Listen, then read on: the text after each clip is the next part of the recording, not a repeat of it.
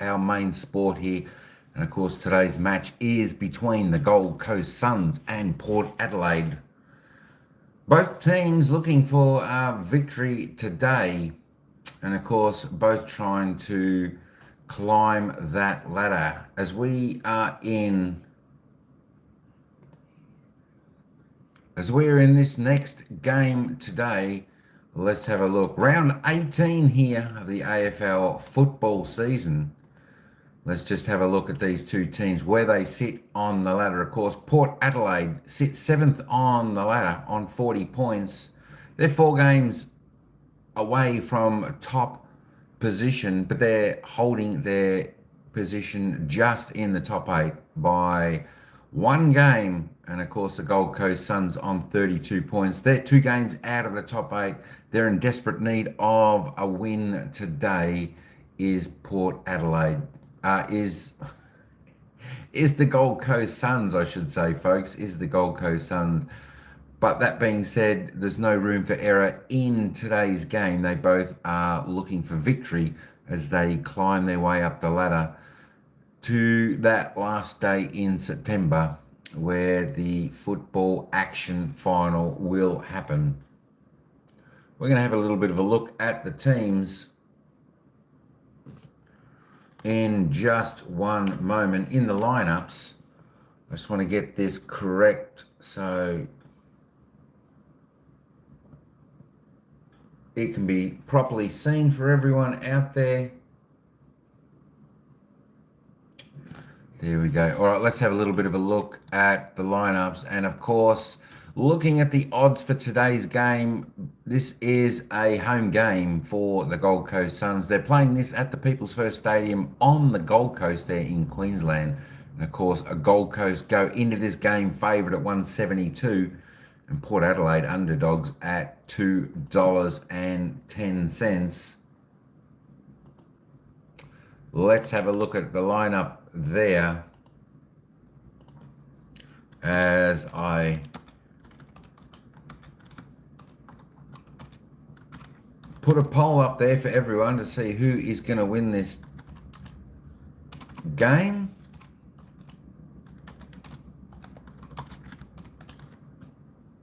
Just one moment, folks.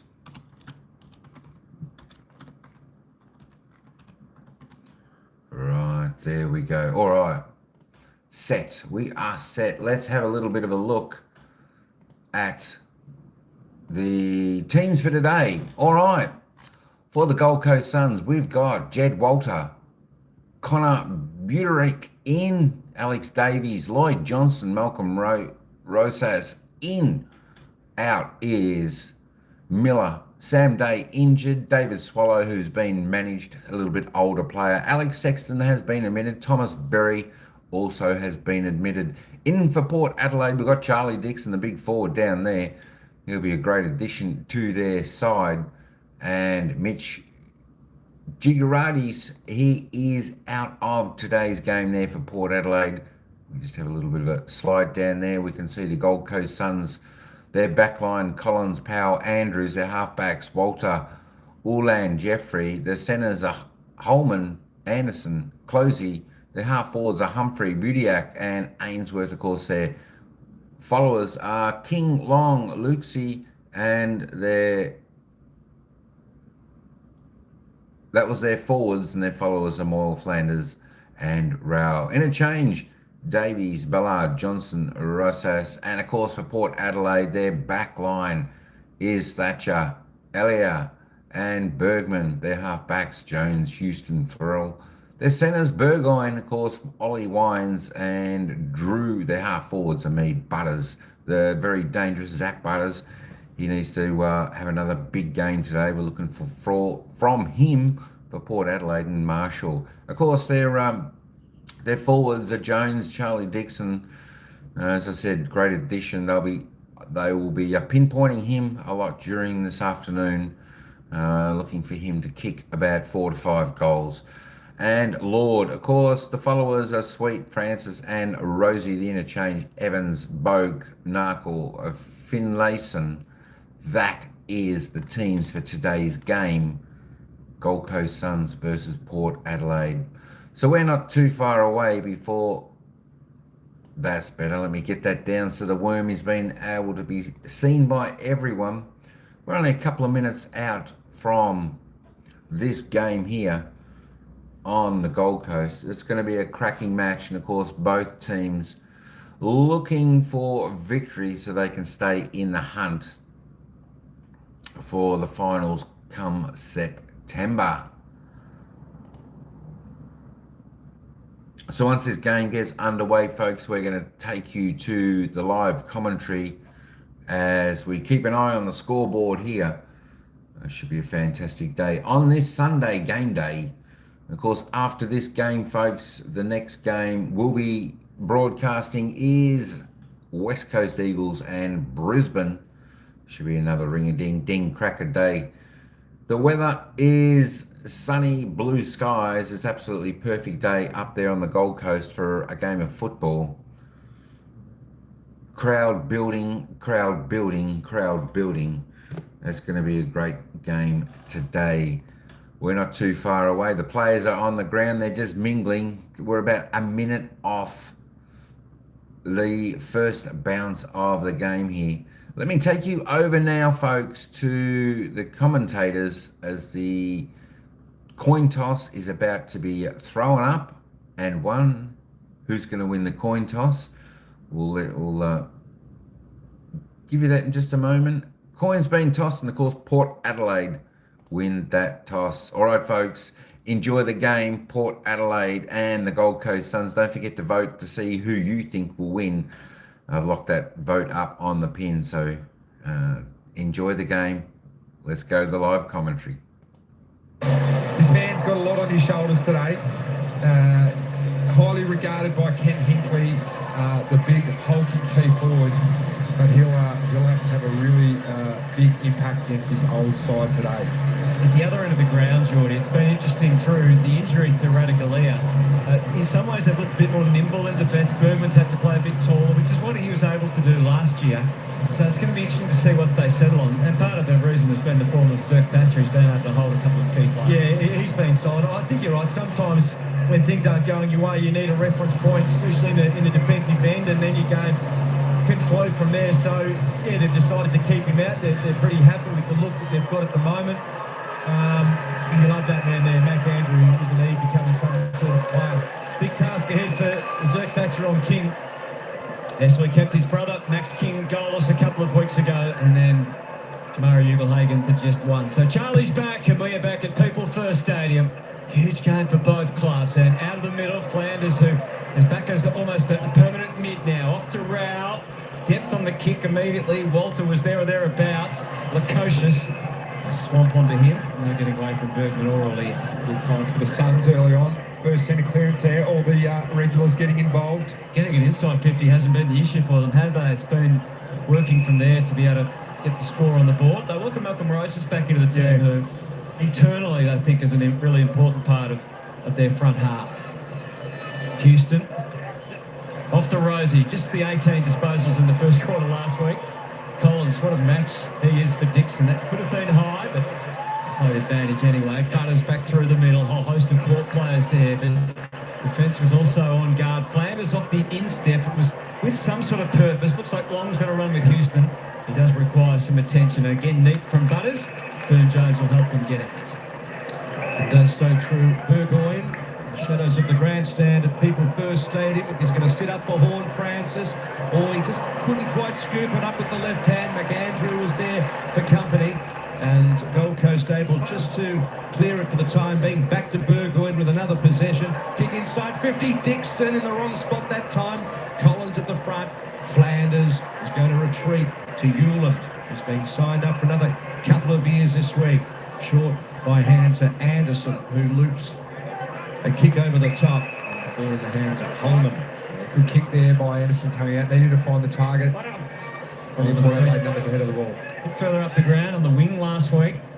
Driving towards half forward. And here's Ben King, unencumbered up at the footy. Just a fraction too far out to score. So happy just to set it up. Walter doesn't get the access he was after. Just tagged earlier momentarily. Just couldn't get the separation. I like the ball movement from Port Adelaide especially out of their back half. They've tried to go into the corridor once.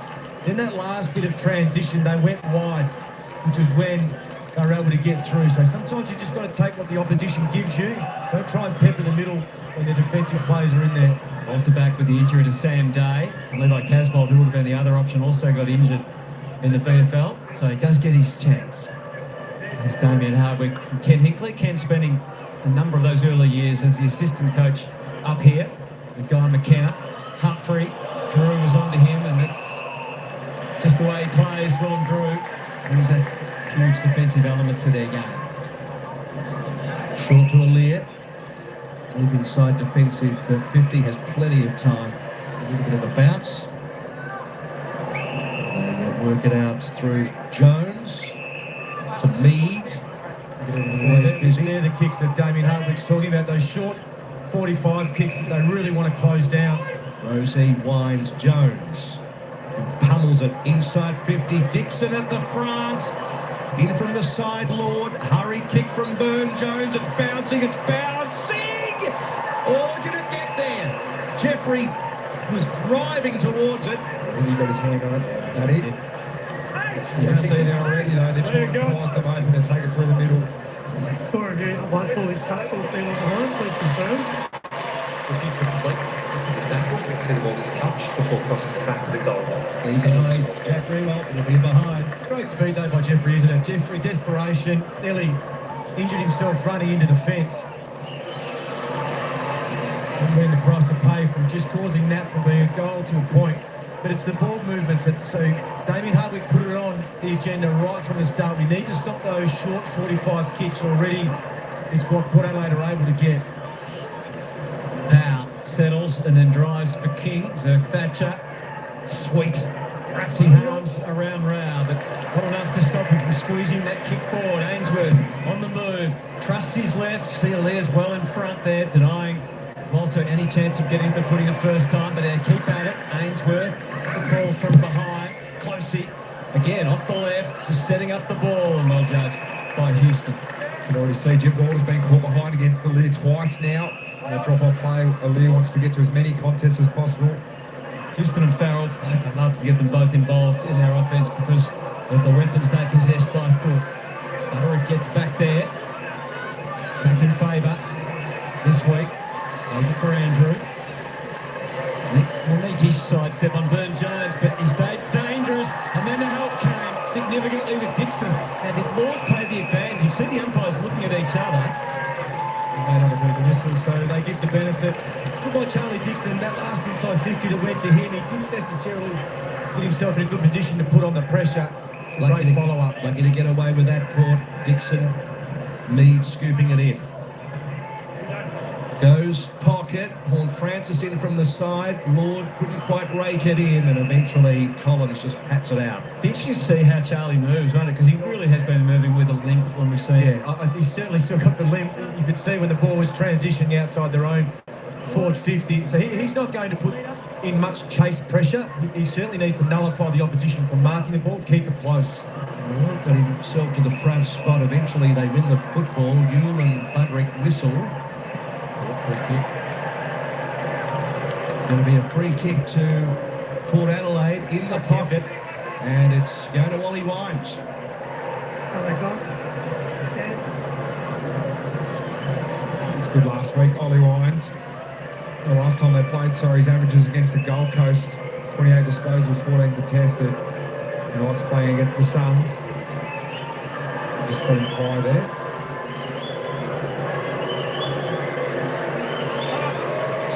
Wines from a slight angle and pokes it through for the first goal of the match. It's Port Adelaide's. You know, it was good last week as well, Jack. He was back to his brutal best inside the contest. Added a goal to his stat sheet last. You just see there too. High from Holman. Just a sloppy free kick. They had the transition. They were going to exit there to D50. And that's the price you pay. It's a good start by Port Adelaide. Got field dominant. Taking territory. Season high 30 disposals last week and those 12 score involvements, and he isn't a big goal kicker, never really has been, but It's the scoreboard last weekend. That's 6 for the season for Ollie Wines. As they just sort out their roles still in the midfield, and David King is one who's been pushing for Horn Francis to play forward more as part of how they deploy those weapons in the middle. Davies gets his chance again for the Suns in the heart of the ground. Off to Anderson, who did get coaches' votes on the road for the first time last week, just a handful. It's probably more the conversation of, you know, he adds to that forward mix, Horn Francis, rather than the midfield mix. Yeah, but it's still a matter of, because I mean, they're all fit everyone in the front half, aren't they, as well as in the middle. This guy started as a forward Rosie. He's just doing his own dance for his own entertainment, it seems, at centre half back. Can't go forward. This is another impressive youngster in his 4th game, Logan Evans. Locates Burgoyne on the wing. Holland was ready. Up for another one of the youngsters who is still very inexperienced, but I feel they can get more out of. So the Suns have exited those centre bounces twice now at the back of the stoppage. Got to make sure they get use from that at the moment. 5 entries without a score so far for the Suns.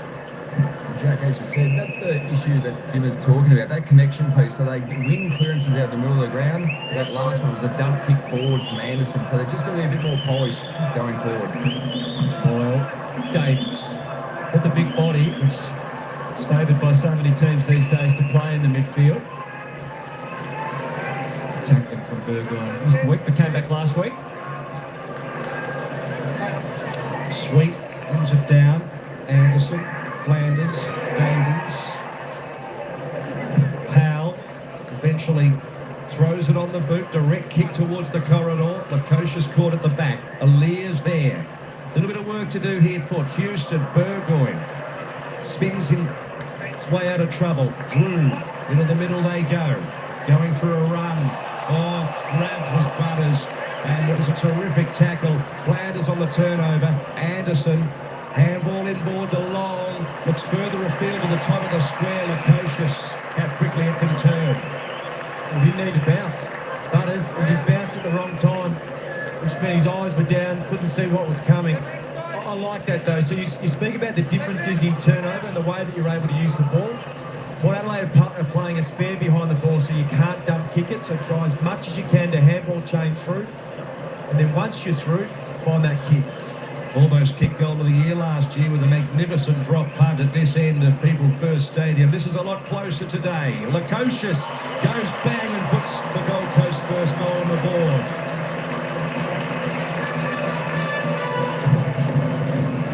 Well, it's all come off defensive efforts in the middle of the ground there. You can see this tackle here from Ulan just came off from Court Butters, who probably didn't need to take that bounce, but for those creative types of players, turnovers do happen. I thought the Suns might have messed this up here, just this quick play on, but the step inside there and then to find the mark and coach was free was a bit of class that I think they've been requiring when they're entering their own forward 50. You see Jones on that last bit of play, there was some indecision. He didn't know whether to come forward or stay back and got caught in between. Season low 6 disposals last week for Jack Lukosius and a goal. Odie Ulan, a Rising Star nomination during the season. As Matty said, has signed on. He's showing more and more composure as well as those just defensive efforts as the season's gone on. Moyle out of the middle. Rose is buzzing around. Farrell got the better that time. Jack crash into Drew. Davies running him over effectively, then putting his body on the line a little carelessly. On this occasion, it does show concern now for the damage he's done. Yeah, it's dangerous when players have got their head over the ball. Lucky Jones. Stay tight. Just stay there. Stay there. Oh. I don't think we protect the player who's got his head over the ball enough, in my opinion. That could end up really, really bad. Well, Cooper Jones is still on the ground, but he'll have to come off for the HIA, you would assume. I agree, Geordie. That was a dangerous situation, and it wasn't one of those instances where we're saying the Port Adelaide player should go and turn his body. His head was already over the ball when he was hit. So that's a nasty, solid contact, very dangerous. Well, it actually bobbled a bit towards Davies, so I think He might be in trouble over that. I think so, yeah, which is a shame. I mean, the concern is with Lockie Jones, obviously, but Davies just played 3 games this year. He's been out for a while since round 11, comes back in. You want to be physical. I get all that. It all needs to be channeled in the right way. Yeah. I think it's one of the magnets that Damien Hardwick spoke about at the start of the game. They're playing in the forward line to try and get a different result from their pressure inside 50, and it's led to... He's a big lad, 193. Leader on the way out.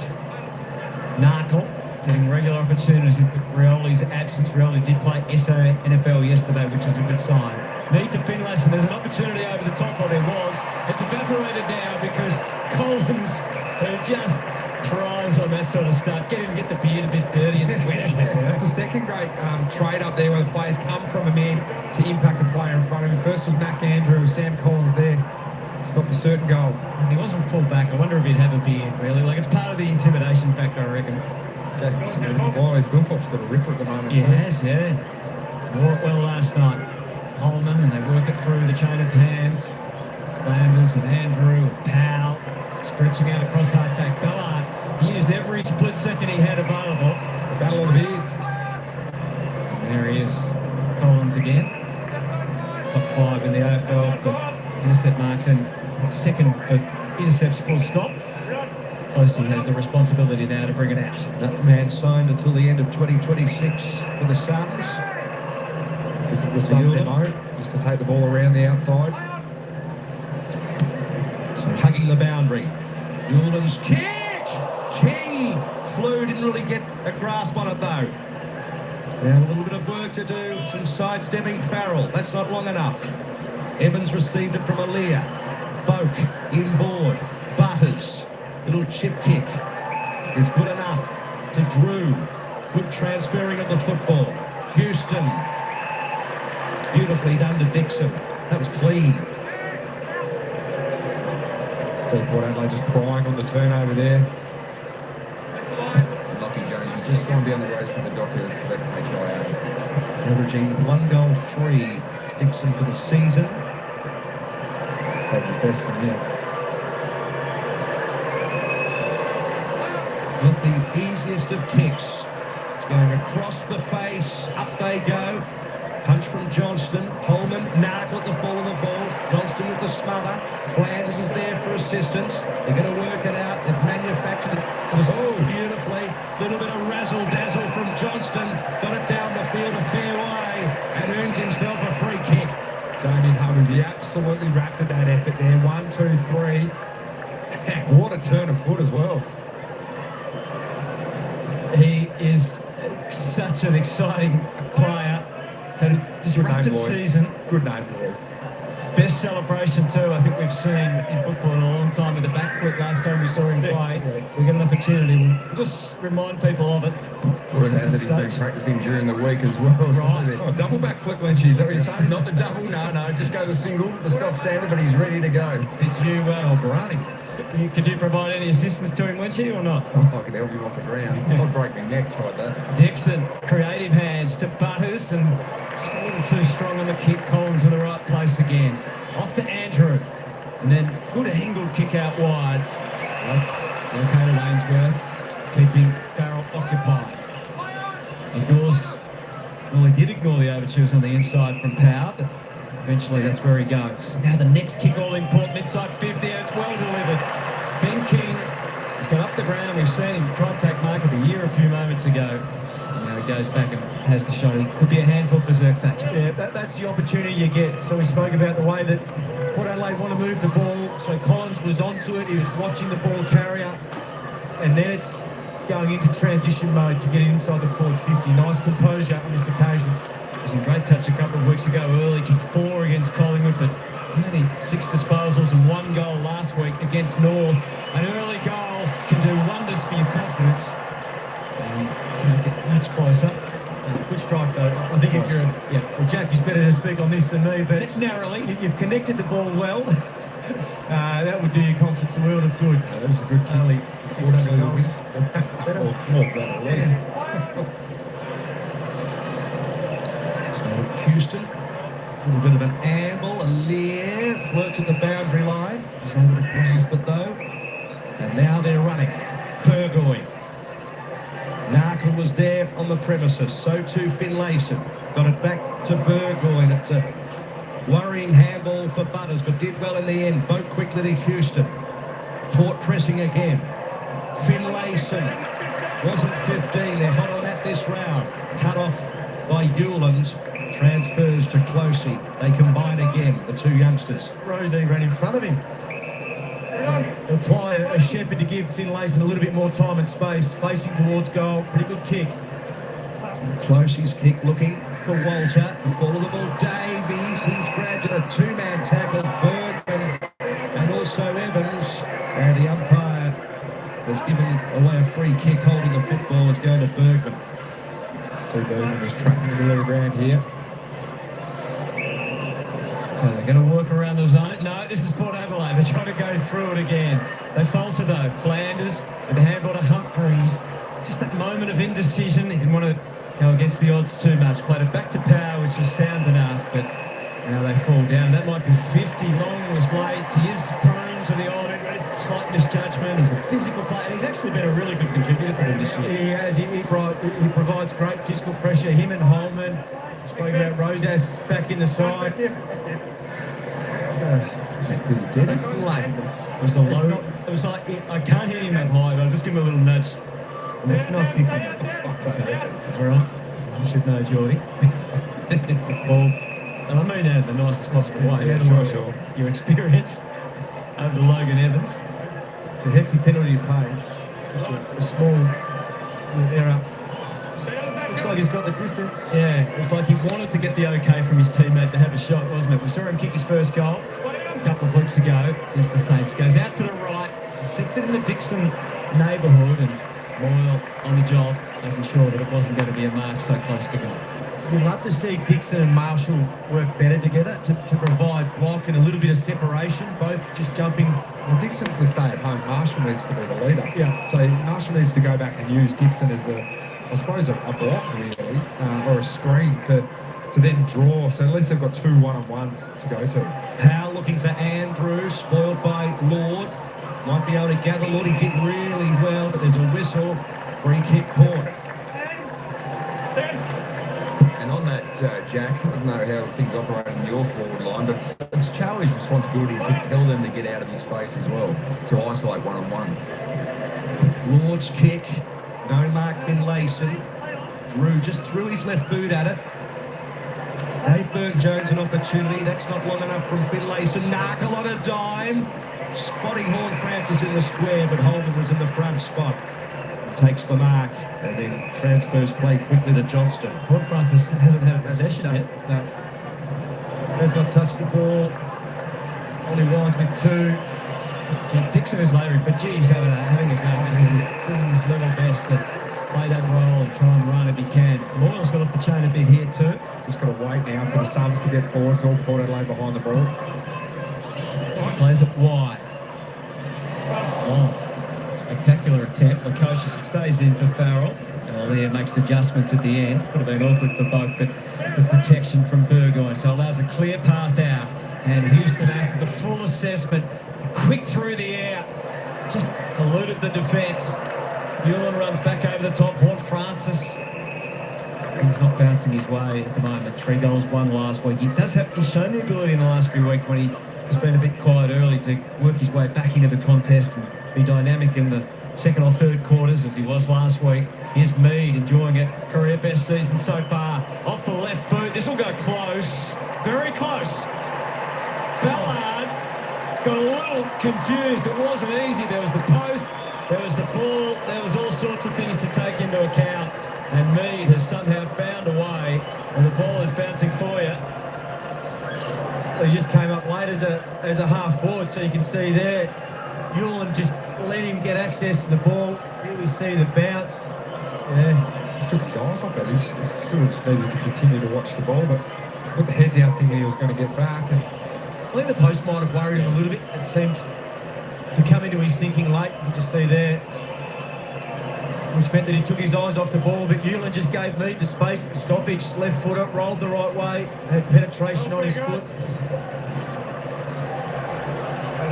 it's been all Port Adelaide so far, plus 11 in uncontested possessions at the moment. They're just moving the ball a lot better than the Suns, and the Suns haven't been able to defend the uncontested mark as well. So they really need to close up, take those options away. Fourth goal of the year for Jackson Mead, having a terrific 2024.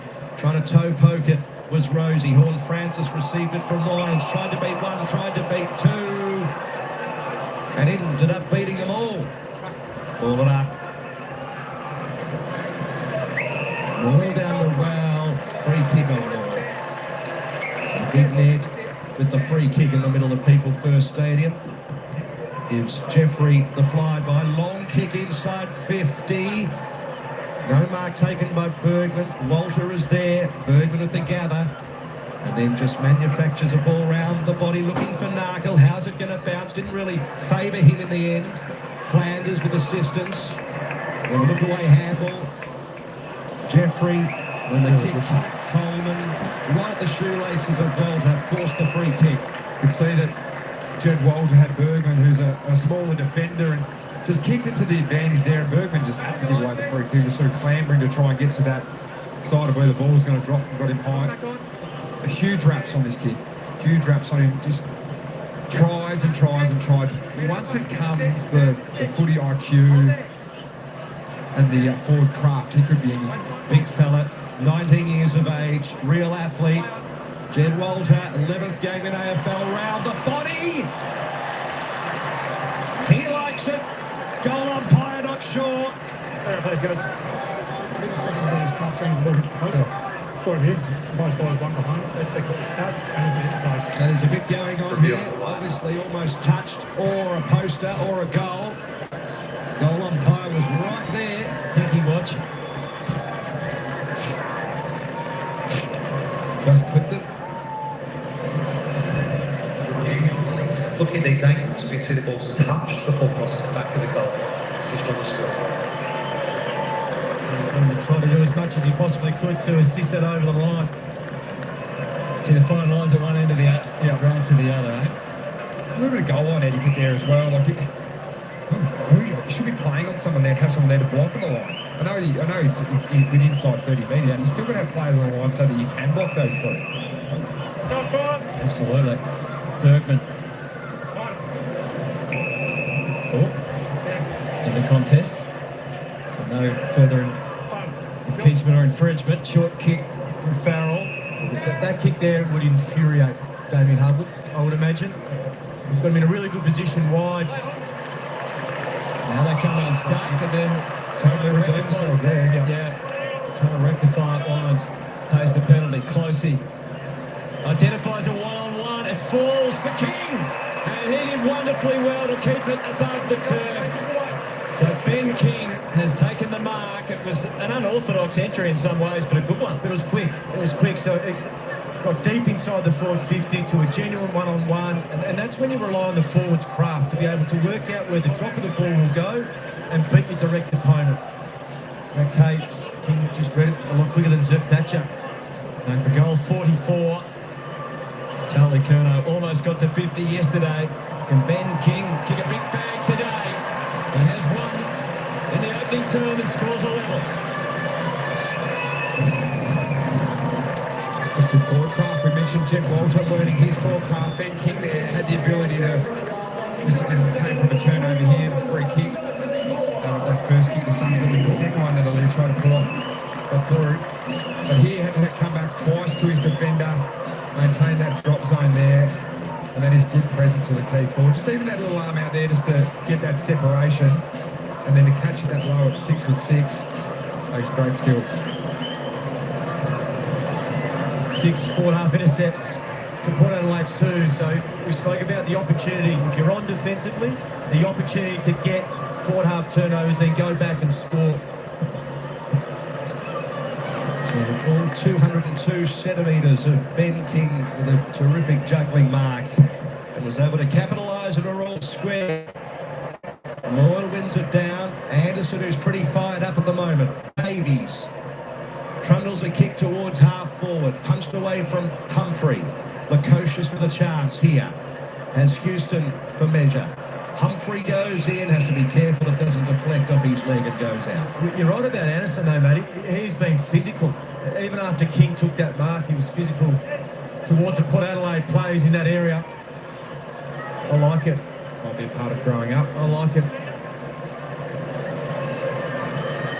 Interesting 2.5 minutes left in the first term. Moyle working his way to the front, was able to pat it down. Humphreys got a couple to beat, including Butters, who's happy to see it out. So getting inside 50 hasn't been the history for the Gold Coast. 62 inside 50s last week, and that was the frustration from Dimmer, wasn't it, that they weren't able to capitalise. It's an initial entry, so that last one was a re-entry, but it's the initial one that's good. It's the re-entries they want to work on.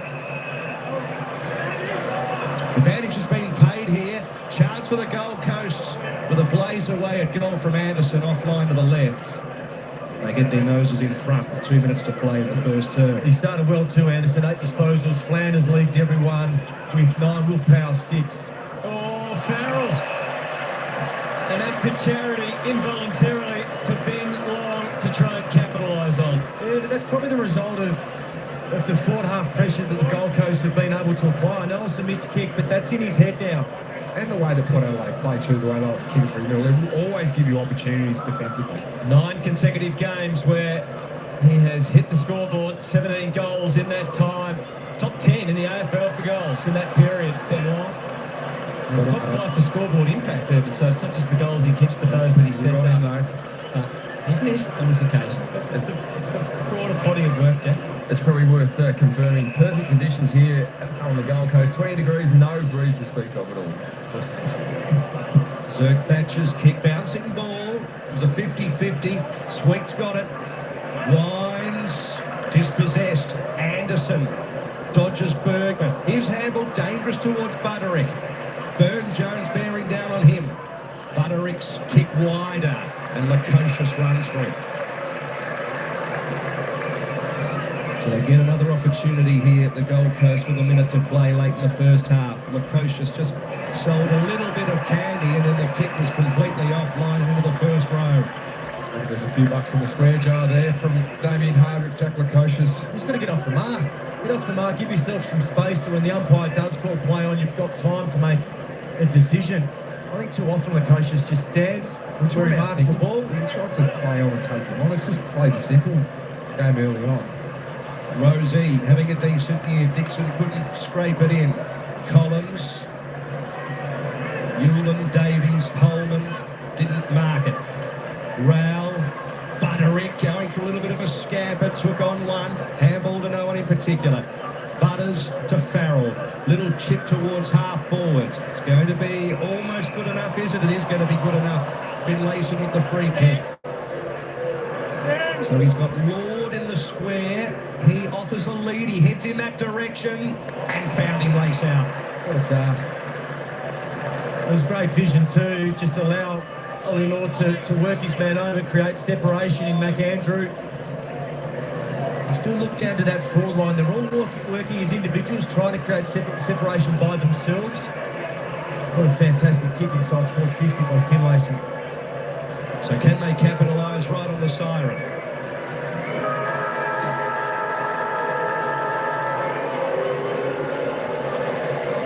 So Ollie Lords onto the right boot. Goal umpire barely moves. He makes a statement. Port lead at quarter time by 4. And a little bit of niggle, a little bit of shove. There's a bit in this on the Gold Coast. Anderson's in there again. A bit of feeling out there, Matty. And Gareth Davies, of course, was involved in that incident early.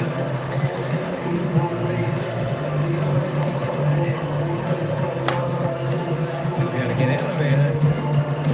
Plays on with it.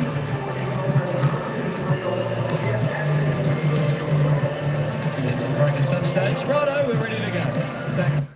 All right, folks, there we go. That's the end of the first quarter there. And it's Port Adelaide leading 3-2-20 to the Gold Coast Suns 2-4-16 as Port Adelaide get a late one after the siren to put them in front. It's a pretty even game here at the moment. Ball going back and forth. Both sides not really taking their opportunities when presented. The defensive 50s on both teams are holding up well. Pressure is good and they're both getting their run out of their midfield, but they're just not hitting their mark as they hit forward. And of course, missing some easy goals So that's why the scoring is a little bit inaccurate. A basic English. Mike, how you going, brother? What's happening? What's going on, Sky? What's happening? Good to see you. Thanks, Joe, for coming in. Sniper. Good to see you. What's happening, fellas? Chris, good to see Chris back in here today. Vivian, how you going? Go Port. Go Port. Got a few Port supporters in here, and of course some Sun supporters in here. Sorry, need to go to bed. It's midnight. No worries, Joe. No worries. Thanks for popping in to saying g'day. You get some good rest. Get some good rest. That'll be fantastic. Yeah, I was in bed a little bit late last night. I've got to get back to going to bed at midnight. That'd be nice if I could do that as well, Joe. Fantastic. But thanks for coming in. Thanks for coming in. Appreciate that. Have a good rest, and we'll see you when you wake up. Going all right, Mike. Going all right here. You know, just enjoying watching and listening to the Australian rules football, our number one game here in the land down under. Of course, we've got the Gold Coast Suns versus Port Adelaide. It's a beautiful day up there. It's 20 degrees, no wind. It's a great day for football. Hope you're going well. Hope you're going well, Mike. I know it's been a while, hasn't it? It's been a while. It's been a while, but hope you're going well. All right, let me just have a little bit of a look at some of these player stats. We'll see who's the leading possession getter today on the ground after the first quarter here. And of course, Kane Farrell is leading the way with 12 disposals. He's having a good game there for Port Adelaide. He's had 9 kicks, 3 handballs, 2 marks. Of course, then Sam Flanders and Noah Anderson, 9 each of 2 for the Gold Coast Suns. Sam Flanders loves to handball. He's only had the 1 kick and 8 handballs. Just stopping by prior to my lunch. Enjoy your lunch. Oh, nice. I tell you what, lunch sounds good. I think that's something I'll have to do very soon. Mike, I haven't had it yet. It's only, well, it's about 1:45 in the afternoon here, so still no lunch. Just having a coffee, enjoying that at the moment. Thanks for the share, Mike. Appreciate that. Good stuff. Yeah, I have to come back over and say good day when I see you live. Just been doing a few of these footy games and etc. like that. On the weekend, it's pretty good. A lot of folk out there. They don't get the live action of the football, so some of these games I can put up and we can listen to the action as it's happening. All right, just having a look at a few more players. Zach Butters there for Port Adelaide. He needs to lift. He's having a little bit quiet game, just the 7 disposals with 4 kicks. Jace Burgoyne, a little bit the same with 5. We'll go down there. And of course, Ollie Wines there with 4 disposals, 1 kick, and he was, of course, the first goal scorer of the game. He's had 3 handballs, 1 mark, 2 tackles and a clearance.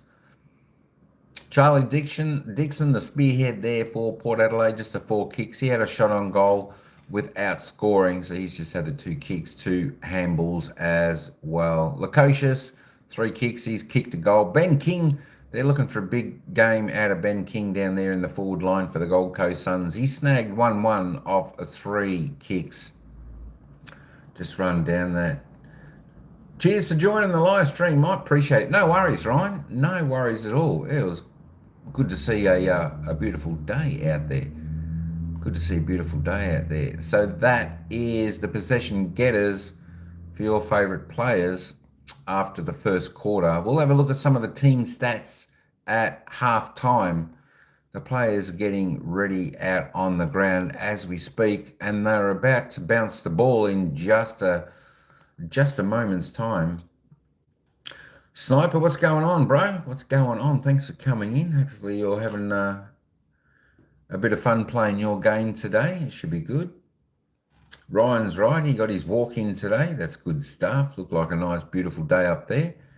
Lucky man. What did I say? 17 degrees for Ryan. It's only 8 degrees here, Ryan, so she's pretty cold. But it's 20 degrees up on the Gold Coast where they're playing this game. It's just a beautiful blue day. Sunny sky. All right, let's get back to the action and the commentators as we commence the second quarter. It hasn't been good. Something that you work on. The man in the background, Horn Francis, hasn't seen the football yet. Sweet down to Davies. Gets a free kick. It's never a good sign as a midfielder, Matty, when you've got more tackles than disposals. To Davies, who's had an interesting first term. Long kick towards the pocket. No mark off the chest of King. Out it comes to Burgoyne from Aaliyah. Clearing ball outside 50.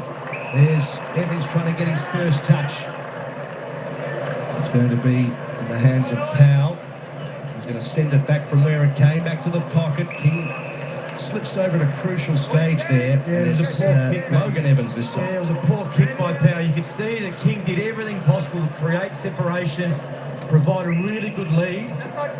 And it was just a poor kick from Powell off his back foot. Burgoyne, 116 touches. He's after his father's son in 2021. Short to Drew.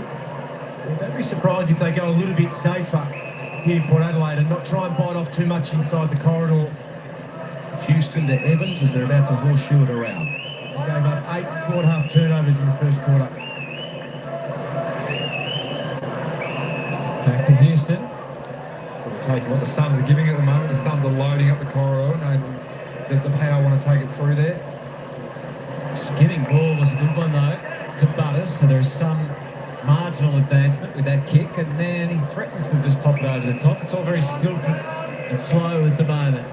It's hitched over his face, so it just takes off, gets a bit creative, back to Rosie, and then floating, stretching handball out wide. That is Frankie Evans, who tries to aim up Marshall. Hit two. Hasn't touched the footy yet. Yeah, I think that's a better build-up for Port Adelaide as well. There is still that element of risk, but the risk is centre forward to actually play that sort of more composed kick mark, make the Suns defend, and then as soon as you get over halfway, that's when you can kick it long or get it going fast. Well, tries to work to the front. Sweet got the hand on it. It's just not happening for Jason Horn-Francis. Comes rocketing out of his hand. Rosie, down low, Butters, perfect play to put it in that position. Houston got himself balanced, kicked it into the pocket, searching for Evans. And again, it's over the line and out of bounds. When a team is so, when we all know their game style unpredictable, do they think about, well, just mixing it up a little bit? I think it shows that you have to have dual modes of offence and dual modes of defence as well, so you can't be figured out easily. Sweet, trying to catch it out of thin air. Butters round the corner. That was a good effort in the end from Ballard. He had now on the left and right all over him. I think all good sides offensively have 2 or 3 modes that they can go to. And if you don't, well, I think you leave yourself open to being a really good side to come up against. Ballard's floating ball is marked by Sweet. Quite agile, the big man. Just tips it back inside 50. Finlayson nudged under the football. Narkle just with a little hurried kick. Bouncing ball. It's in the danger zone. Evans looking to find isolation. Back to Finlayson. His little chip. Not good enough. Over the head of Burn-Jones and cut off by Closey. The young man can retreat for the Gold Coast through Buttery. So both sides sort of just trying to find their way into the game at the moment. Relatively low scoring. This will be the one where it sort of blows out later on when fatigue starts to kick in. Just feels like a couple of boxes, just a couple of jabs, and just feeling each other out at the moment. They're just sort of I think they're trying to figure their own way of offence out as well. So the Suns are a boundary dominant side usually. Maybe they need to start to get a little bit more creative and come through the corridor. A kick like this opens that up as well. Ainsworth was the deliverer. Moore wasn't far off dragging it down. Flanders cloaked in the tackle. And we'll have another ball up. So it's Port by 4. Not much doing early in the second. Sweet and Moyle is going to slug it out all day as the first rucks. Both getting their opportunities. Frustration down Horn Francis. And we've seen this movie before a bit with Jason Horn-Francis. Oh, yeah, and even Butters as well. So maybe the Gold Coast Suns have gone in with the attitude of let's get under their skin. We know they've been vulnerable and susceptible, so let's challenge them.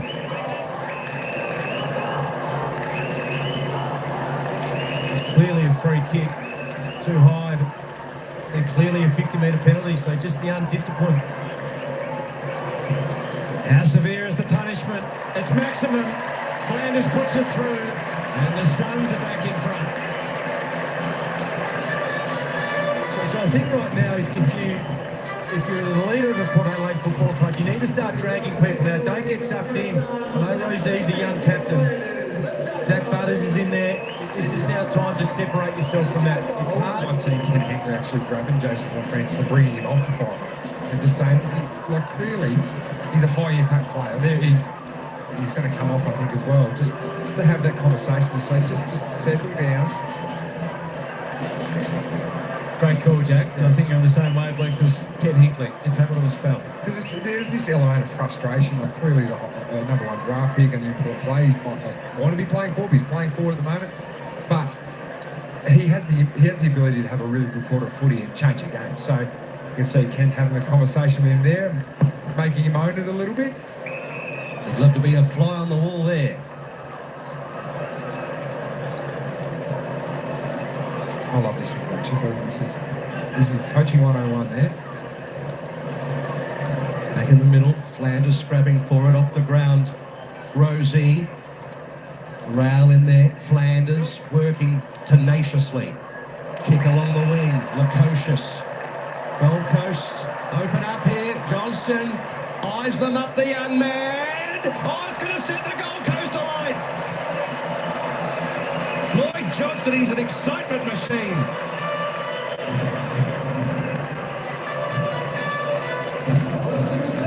How about that? I was waiting for the backflip. Where was the backflip? Lynchy said he's been practicing it during the week and he hasn't given it to us. But what an amazing finish there. I love the Suns forwards here. No one let up.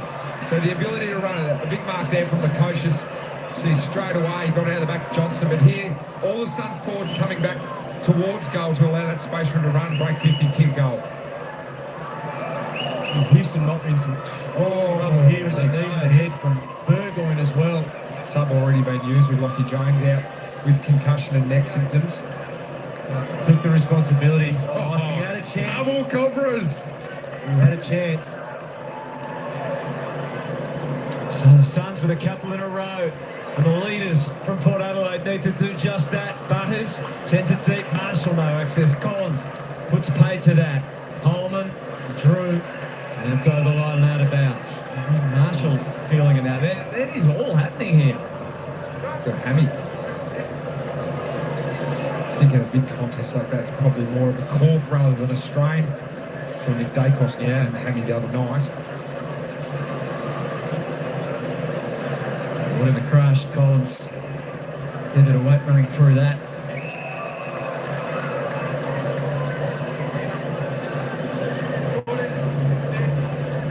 Interesting, it's 15 minutes here because they're under Port skin at the moment and there's a little bit against them as Rosie's kick inside 50! Andrew with the fly, but it's been plucked by Collins.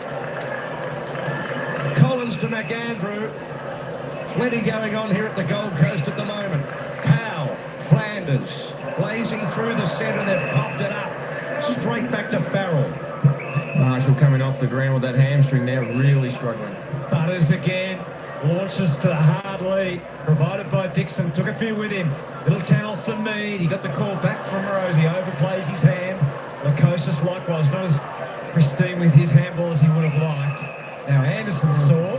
Everyone's falling over. It's intense. Not sure who's on the medical staff today, but certainly working through this one as we see him come off. It didn't seem that he got a knee to that. I reckon it was the last part when Charlie Dixon overstretched his hamstring. I reckon it's a strain when at the last action when Charlie Dixon actually helped him or hit him and overstretched that hamstring. Well, already have activated their sub as we know. High ball. Oh, Ballard. Look at Dixon crash into the turf. Quickly jammed forward by Drew. Narkle. And time for a quick glance. They almost hit the target. 7 points the margin now. Johnston with the football at half back into the shadows of the grandstand. Aaliyah pressures long out of it. Ball goes out. Now we saw Todd Marshall earlier on. Let's have a look how this happened. Oh, His own yeah. teammate's gone over him. Got him there. Pinged him. Thought it was in that initial marking contest, but that certainly overstretched him well. Sweet one it down only as far as Anderson with a bit of a kick and hope, and Aaliyah read it better. That is bizarre. An aeroplane with a child. Wines, not 15. As we said earlier, they've been hot on that this round in particular. Butters had a bit of time for a bounce. Short, barely the required. Farrell. Kick had to be good, it was. Burgoyne, Houston, Aaliyah. Shallow one inside 50, punched away. Boat, dodging, weaving, caught, holding it. They've just had no space, Port Adelaide. I've loved the defensive attitude by the Gold Coast Suns. Every time Port Adelaide look up and try and take ground, there's a Suns player there to apply pressure.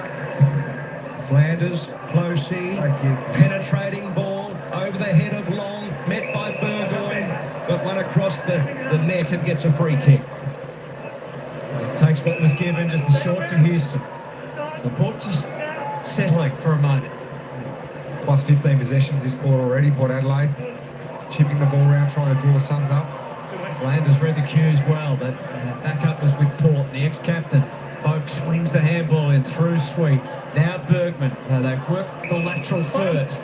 Butters, and then in sync with Farrell. He can kick it all the way to full forward. Just channeled it a little at the last moment into the pocket. Just made the adjustments to try and avoid the Gold Coast interceptors, and it drips over the boundary. Sometimes you've got to put it to a dangerous area and allow your forwards to compete, bring the ball to ground. We hear coaches speak about the role of a forward.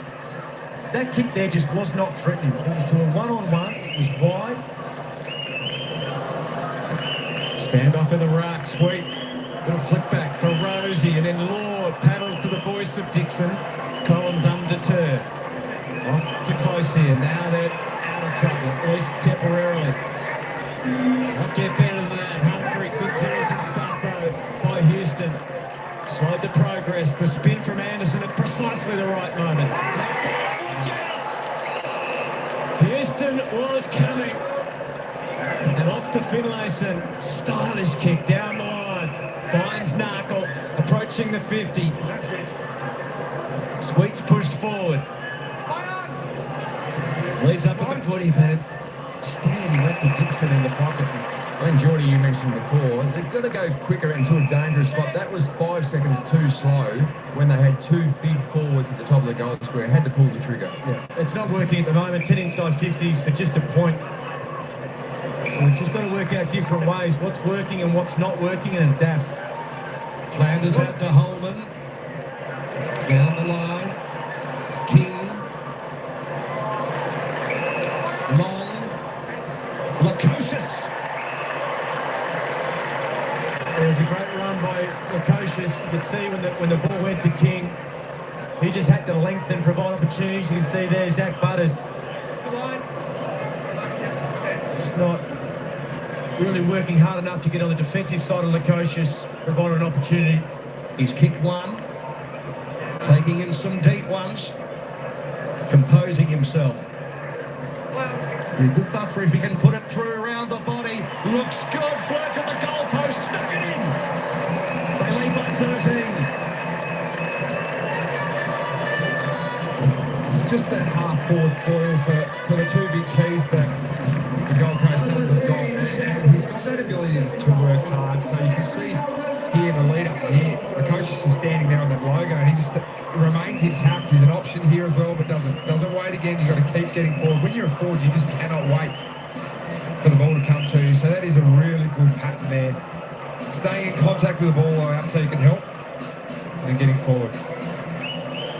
There's some feedback there from Miles Bergman. Just what a challenge this is for the young leaders of this Port Adelaide group. We saw Horn Francis, a bit hot-headed, being talked to by the coach, but out there where the action is, it's Rosie and Butters. Yeah, you've really got to keep a level head, Hutto, because they've been playing some good football. Now, they haven't been able to maximise their inside 50, so I understand the competition is tense. This game is intense.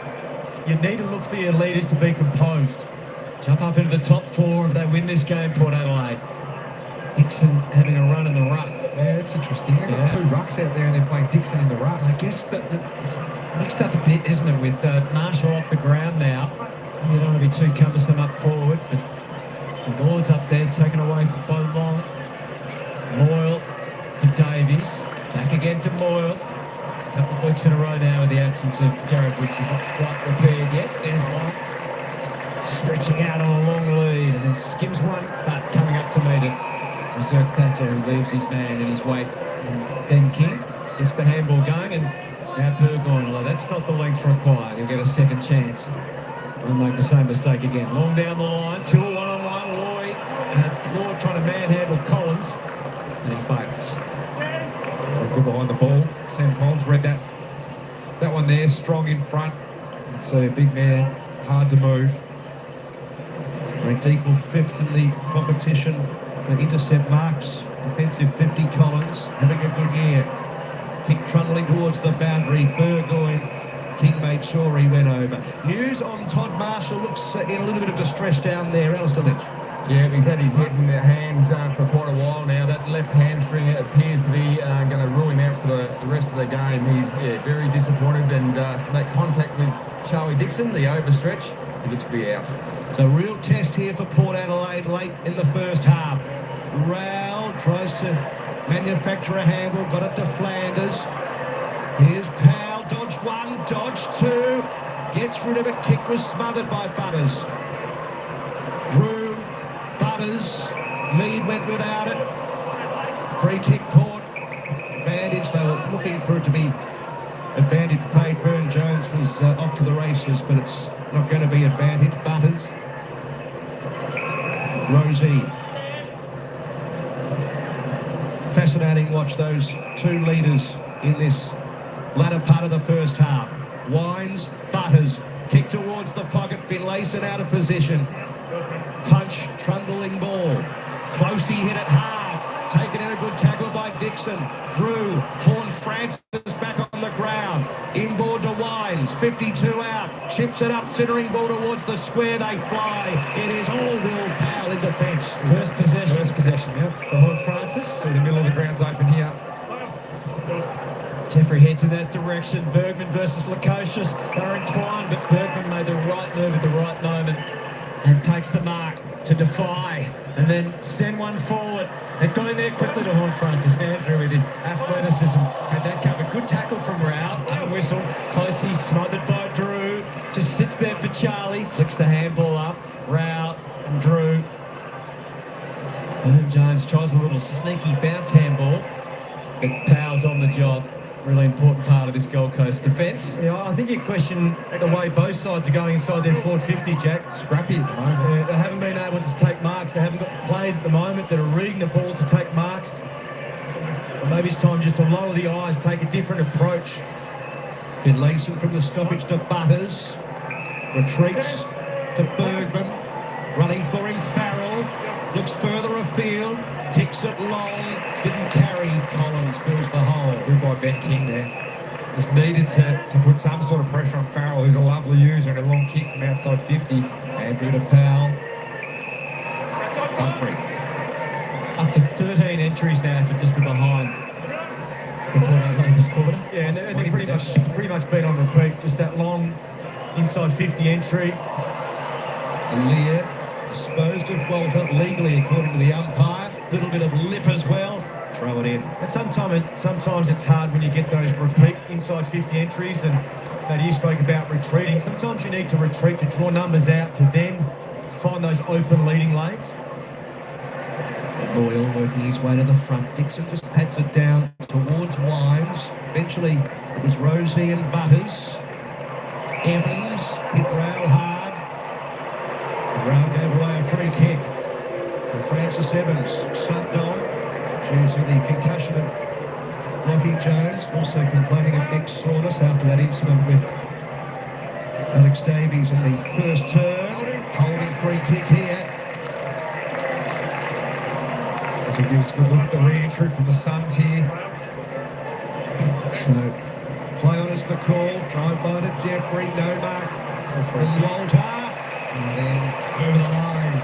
Connor Rosie with a little bit of conviction, and the crowd liked it. It's quite near this one. Bit of spot. Oh, yeah. His 2 famous rivals. The pair have had it over since the first time. Yeah, we've certainly had it over them since. Have Port Adelaide. Rowell watching Rosie. Butters is there as well at the feed. As Moyle got the more decisive tap down to Davies. It just opens up for him to get a clear kick away. Aaliyah and said Thatcher had to work out who was going to do what. I think he's got one in the head there, an accidental boot. Hopefully without too much force. And Walter, who doesn't mind throwing the limbs around a little, the young fella. You have to say the defenders have taken the points in the first half. Played the ball really well, on occasions played in front. I'm talking about both sides as well.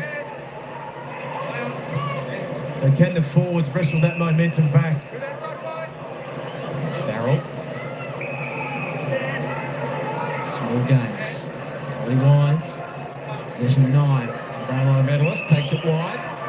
Back to Evans, getting a much longer run of it today than he would have anticipated coming to the ground. To Narkle, drops it in between the two Gold Coast players. Go quick, you see McAndrew there. Waiting in the goal squares, Finlayson, they were ready for him. It took two, Buren and Ainsworth, to do the business. Again, they are denied. Yeah, it was probably Ollie Lord was the option. McAndrew had come off Ollie Lord to come forward and intercept. Ball is disputed on the 50. Mead eventually to Boak. And offline. So, just pepper away. Gold Coast clearly inside scored it for 2 points. And I hate to say it, but that is Travis Boak's 14th consecutive behind since his last goal. Powell comes away. Out to the wing. Moyle drops at his feet. Sweet turn tackle on Davies. Bergman just flings the handball forward. Evans, you can see there's sons all around. Scrambles a little half kick away. But able to slow Rao down and then follow it up. He's still so determined. And that effort from Travis Boak forces the error out of bounds on the full. He can still offer so much to his team. Zach Beller's coming up for possession 14 in the second quarter. He had that in the first quarter last week, didn't he? With Rosie having 18. Incredible start. Bergman Slowed down here by Adelaide. Francis called for it at centre half forward. There's more depth on the kick. Oh, Finlayson. He paid himself the mark. The umpire doesn't. Powell realising that he could actually get out. And that's what he was able to do by hand initially. Just gets to the wing. Keeping it in, Ben King, showing his dexterity to get away. To a one-on-one and a half forward. Bit of a standoff. Long. Roses comes through. Back on his feet. Stays balanced.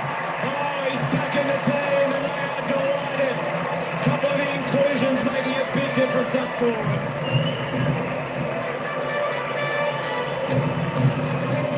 The raw talent on display for the Suns, and they lead by 17 points. Is this a mark? No.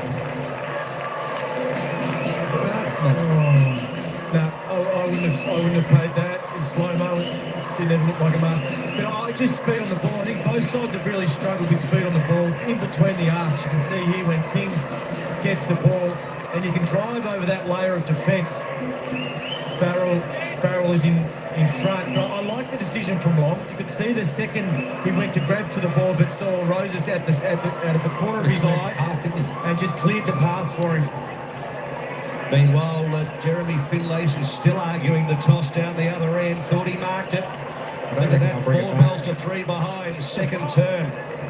Sweet uses his body. Rosie in thin air. Paul Francis, little tap Mead. Burn Jones, Rosie, Mead. They need one, and Mead kicks the goal. His second. So a quick response. Boy, they needed that one late in the first half. It's Connor Rosie who was sort of just wheeling the ball forward there out of the centre bounce, and you could have asked for a better way to get back into the contest there. Great little handball there to Mead, and he's been good today. A lovely finish there, and finally been able to hit the scoreboard with a goal on inside 50, number 16 for the quarter. Yeah, 4 centre-bounce clearances put Adelaide, but I feel like a lot of their clearances prior to that one were out more defensive, and then available to dump kick the ball. So dangerous when they come out the front, a little bit more unpredictable to the opposition. Third goal from stoppage as well for Port, so Clearly more stoppages in the forward half. Better for them. And to run of 4 consecutive Suns goals. Free to the Gold Coast. I was saying to someone the other day that I haven't seen one of these ever, where you've come out of the goal square before the ball's been bounced. Well, it's a ridiculous rule. That's part of it.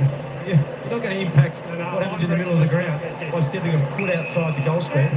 Rules are the rules, mate. Yes. Got to play by. I think they need a warning there, Jordan. Here's the kick. Long down the line from Moyle. I regret that he can't hang on to that. Clearing ball from Zerk Thatcher. Early push. Good use of the body there. Carteret, of course, taken a little while to recover from the 2 knee reconstructions. Back in the team today. Floats at the full forward. Johnston from the side. Long again, kept tracking it. Ainsworth dug it out and put it on the boot. The conversion has been the difference in the second term. Suns taking their chances.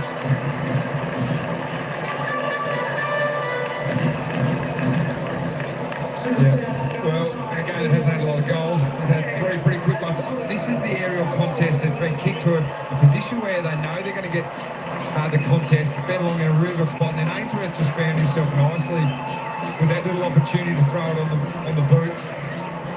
Bring it to the front, that was crucial to the fact that the Suns get this goal here. And some good finishing as well there. Haven't said his name a lot today, Ben Ainsworth, but a good goal. The buffer stays at 17. You're right, Jack. Getting the ball to the front there was important. At the other end of the ground, we saw Narple. He went into the goal square, which is too deep. You've got to be out 15 metres, so it's still dangerous on pressure on the defence. Moyles, hurried kick inside 50. They've coughed it up. Yeah, Johnston too on the fly. Houston to a 50-50. Boat did well. Out to Rosie. Has some time and composure for a bounce. Stops, props, chips it up to Burn Jones. Good defence by Anderson there. Understanding he wants to come inside. Just kept him boundary side. It's a good point because you can really get overzealous there and try and get across to... Especially the pressure on. They sell it so well. Now Houston goes short to Boak. Next kick's interesting. He's going to go short along the pocket to Horton Francis. Gets a fair touch of the leather this time. It's had a quiet afternoon so far. A look of disdain as well when he stood up there at his Brody Uland. Strong mark though. Good jokes. And it was just that little pocket of space that opened up. And it was well used going inside 50. See only 1 disposal for Jason Horn-Francis today. He's been frustrated, clearly frustrated on the bench as well, and giving away a 50-metre penalty. So Jason Horn-Francis, that's the assignment he has. He's played with frustration and anger. And maybe that's really dangerous for the Gold Coast. He's kicked a good goal. We have the discussion about where you want to play him. Clearly, I think on ball is where I would like to see him, but potentially he's that sort of talisman, Thomas. We've seen Dangerfield go forward and just kick big bags of goals as a key forward. With Marshall now out, and then possibly looking a little bit tall and lumbering forward of the ball. Maybe Horn-Francis is the one to play it full forward to try and get 4 goals out of him today. I think that's certainly the conversation, what they've lost forward of the ball and how they're going in and around the midfield. The midfield's been quite even. Yeah, the midfield battle's been quite even. Certainly where they need him most right now is probably forward with the Marshall injury, ruling him out of the game. 3 goals, 1 last week. He's been in at 4 centre bounces today, so he has played a bit of midfield time. As you said, with the injuries. Flanders laid out as well. They're going to move him forward there. Moyle thrusting it deep. Oh, Long just stumbled. Rose is going to kick the goal. Pocketed each other's way. Rose has kicked his second in a flash. Sure what Alira was doing. Falling from the front, he's just fraught with danger as well, just in terms of the ball he doesn't impact the ball there, and his man's the one that ends up crumbing in his second goal for this quarter. Roses. He's taken 2 of his teammates down. Yeah, well, Thatcher was in a great position to mark the ball. It looked like that was going to happen.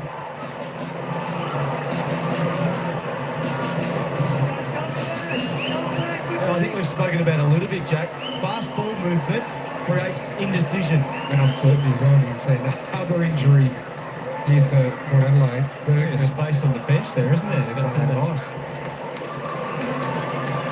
Don't know what he was thinking here. Got him with the knee. So a couple of injuries from Port Adelaide from friendly fire. Lies on the ground, good enough to Mead. Boak finds a bit of space. Sweet found a bit of time. Tried to get it back to Boak. Rosie spat out of trouble. Got it to Mead. Chip ball inside 50 over the head of Horn Francis. Skittles all of them, bar Collins. In close quarters, they get out of it. Ballard just with the hack kick outside 50. It's going to keep bouncing. It's good enough for now. Mead back to Burgoyne, grabbed by Roses. Man possessed at the moment. Holding the football. Yeah, it's sharp though, but he had a half a second to put it onto his boot and get rid of it. It's the fact that he's sort of done a 720. As soon as you do that, you're in trouble. What a return it's been. 19 games last year. Strong finish to that season, and then kicking goals early this year. 8 goals in 4 games. Malcolm Rose has continued that trend on return with a couple already after his hamstring issues. So they're barely walking wounded, really. Port Adelaide at the moment already. One man subbed, another one not to return, and Todd Marshall, and then Bergman is carrying injuries. I can barely see out of one eye. They've got a lot to do at half time. This is going to take one of Kenny's best to see what he can manage, because the Suns have responded to what we heard from their coach last week. And at half time, they lead by 17 points, 8-4-52. To Port Adelaide, 5-5-35. 6 goals straight, second term. Sounds pretty good for the Suns. Alistair Lynch. Thanks. Hello, down here with Sam Collins. Sam, strong second quarter.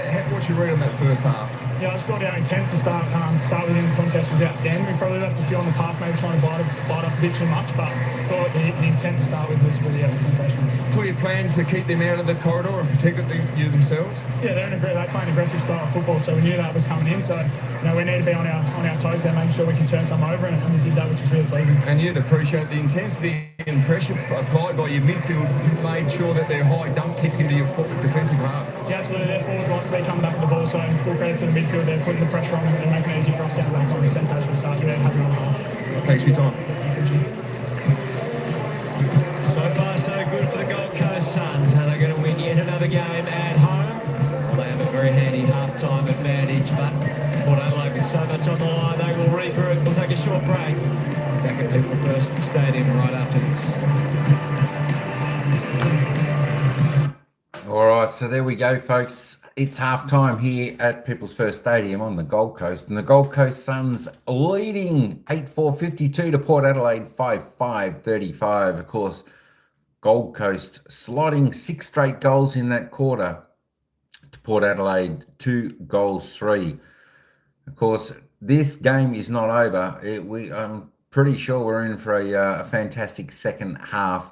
Both sides running the ball well, but the Suns are definitely defending better. Of course, making the Port Adelaide bomb it into their forward 50, and of course resulting in easy spoils and then rebounding from the Suns. Whereas the Suns, they're taking their opportunities, and when they get a chance to slot the goal and score, they do it very ticely with the 6 goals in that second term. Pressure's pretty good. We're going to have a little bit of a look at the stats now. Let's just see how your favourite players there are getting on. Let me just bring this up. Here we go. All right, so Zach Butters there, leading possession getter on the ground at the moment. He had a pretty good second quarter. He's got big numbers there with 21 disposals. He's got 15 kicks, 6 handballs, 7 marks, and a couple of clearances. He's doing his job well. I think the Port Adelaide power, I think instead of just bombing it into their forward 50, they need to lower their eyes a little bit. They did get a couple of goals there.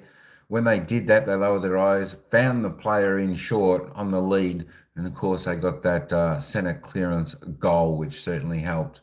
But Brisbane, the Gold Coast Suns got that late goal, which got the margin back out.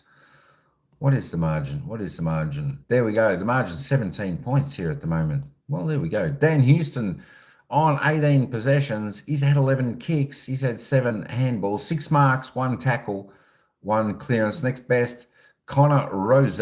All, as you can see here, the top leading 4 possession getters on the ground up to halftime are all the Port Adelaide players. He's had 17 with 11 and 6 handballs, 4 marks, 3 tackles, 6 clearances. So Connor Rose, he's having a good half so far for Port Adelaide. Kane Farrell also going pretty good on 17. Sam Flanders there for the Gold Coast Suns. He's their leading possession getter with 16 on the ground, 4 kicks, 12 handballs, 1 mark, 1 tackle, and 1 clearance. Noah Anderson next best on 15. Will Powell 14. Alir on 12. Defending well, but sort of, well, we can say he made that error and the Gold Coast came out with that late goal. Ned Moore next best on 11 with Alex Davies for the Gold Coast. Burgoyne on 11. Let's just roll down a little bit. Ollie Wines, he had a quiet second quarter again. He only had the 9 touches there with the 4 kicks, 5 handballs, although he's had 3 marks. He's had a couple of tackles and a couple of clearances, of course, first goal scorer of the game. Travis Boak, he's having a little bit of a quiet one with just the 9 touches. Who else we got down there? Let's have a little bit of a look.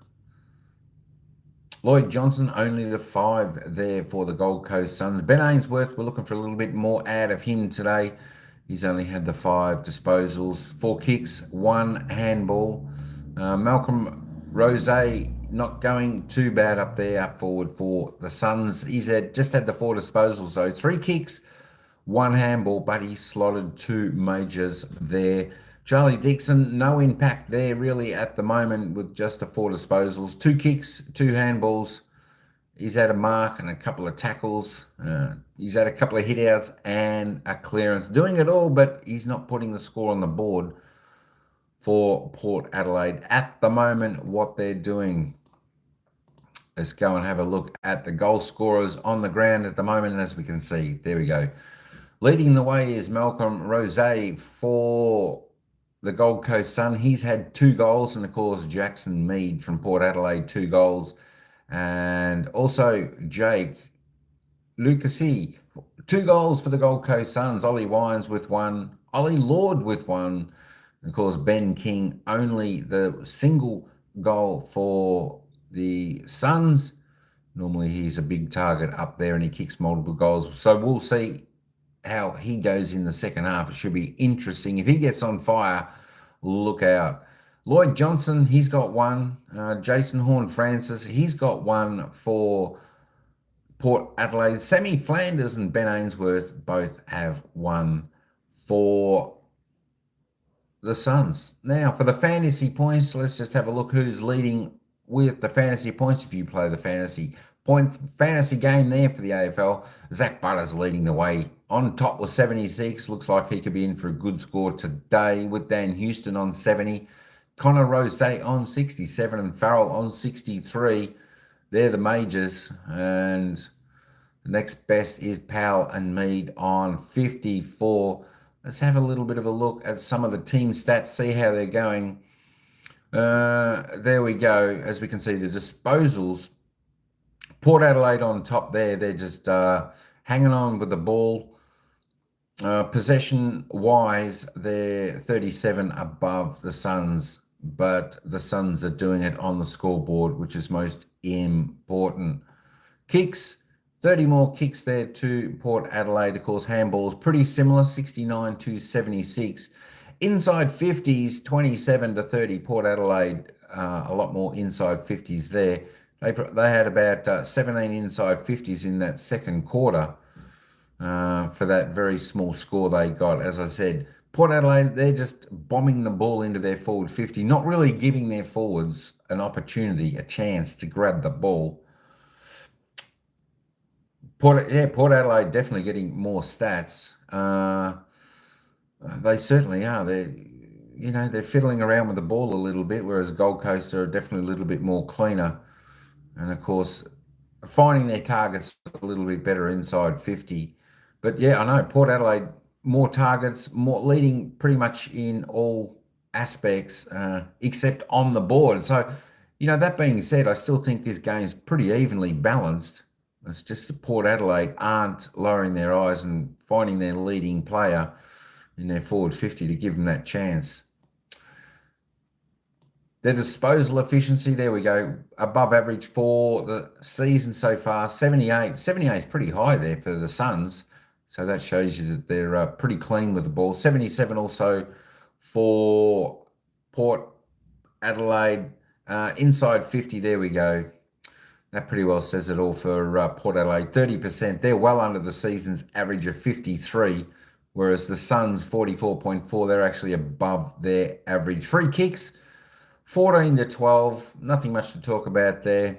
Gold Coast got a couple of extra, but nothing much really that I've seen that's impacted the scoreboard at all. Hitouts, again, Port Adelaide taking that 19 to 15. Clearances, pretty similar. Centre clearances, 7 to 5 to the Suns. Port Adelaide got one of their late goals through a centre clearance, so that was good to see. Stoppage clearances, well, there you go, Port Adelaide doing it again. As I said, Port Adelaide, they're just not finding their targets as they're going forward. They're getting plenty of opportunity.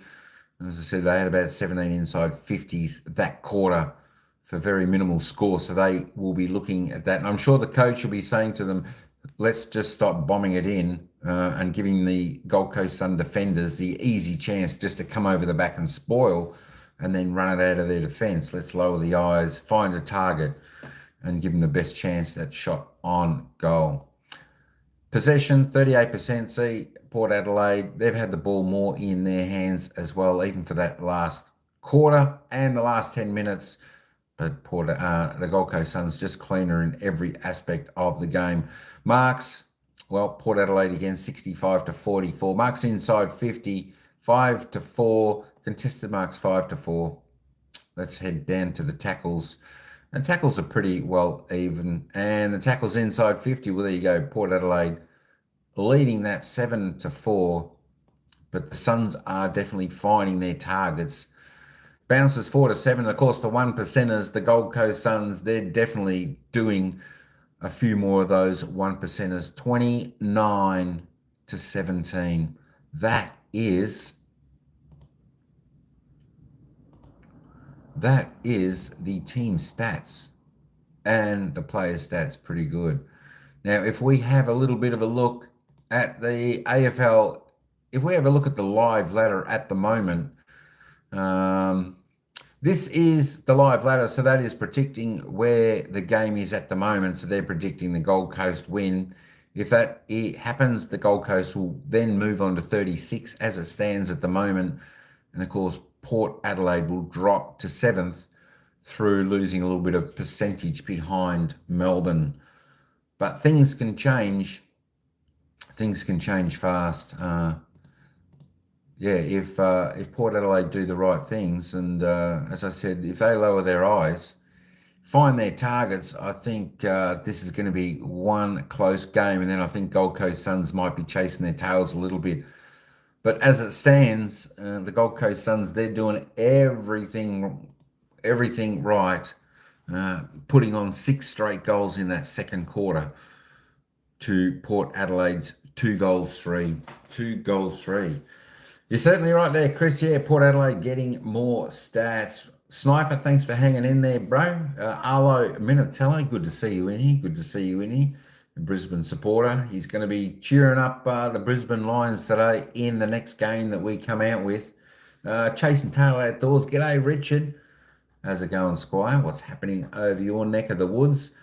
Early predictions for Richmond Tigers and GWS game. Be honest. Be honest, I think GWS will win quite easily in that game.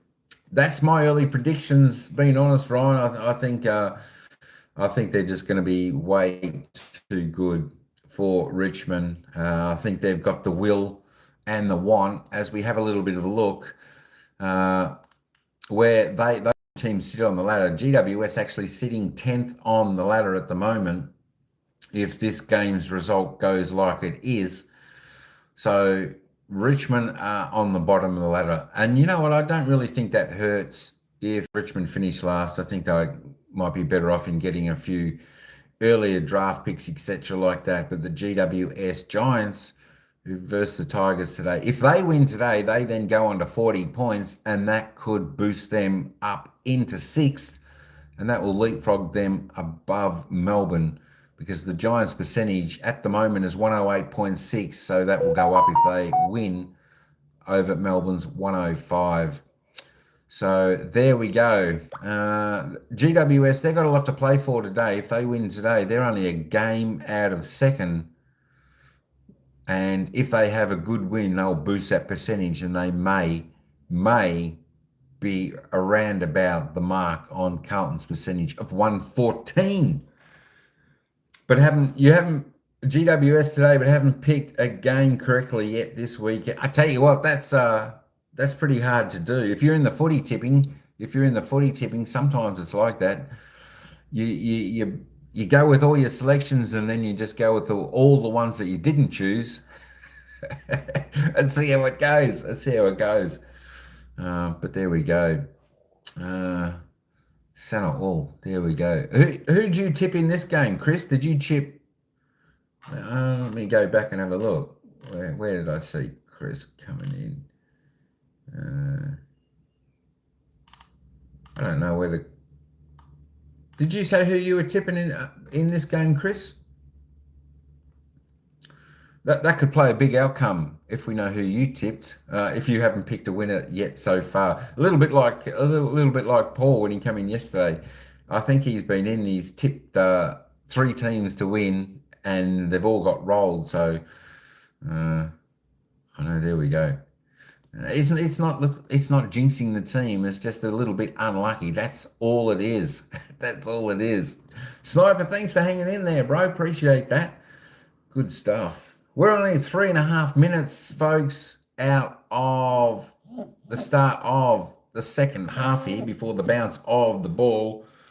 I'm just hanging in there waiting for the commentators to come back up, and then we'll transfer over to the commentators not too far away. But you know what? I think my prediction for this game, believe it or not, folks, my prediction for this game is Port Adelaide. Just from what I've seen, I think Gold Coast Suns have been doing everything right, and I think Damien Hardwick, their coach, will be very happy with the way they've performed. I think Port Adelaide, they're still, both teams are bringing their pressure well. The Suns' defensive 50 is definitely working well. I think Port Adelaide, as I said, they're doing it all right too. At points in the game, they do look a little bit on top of the Suns, but it is just their execution when they're driving it into their forward 50. They're just going about it the wrong way, in just the long bombs into their forward 50. As I said, that gives the Gold Coast Suns every opportunity and chance, and makes for an easy spoil for their backmen to come over the top and prevent Port Adelaide from taking the mark, and then the shot on goal. So there we go.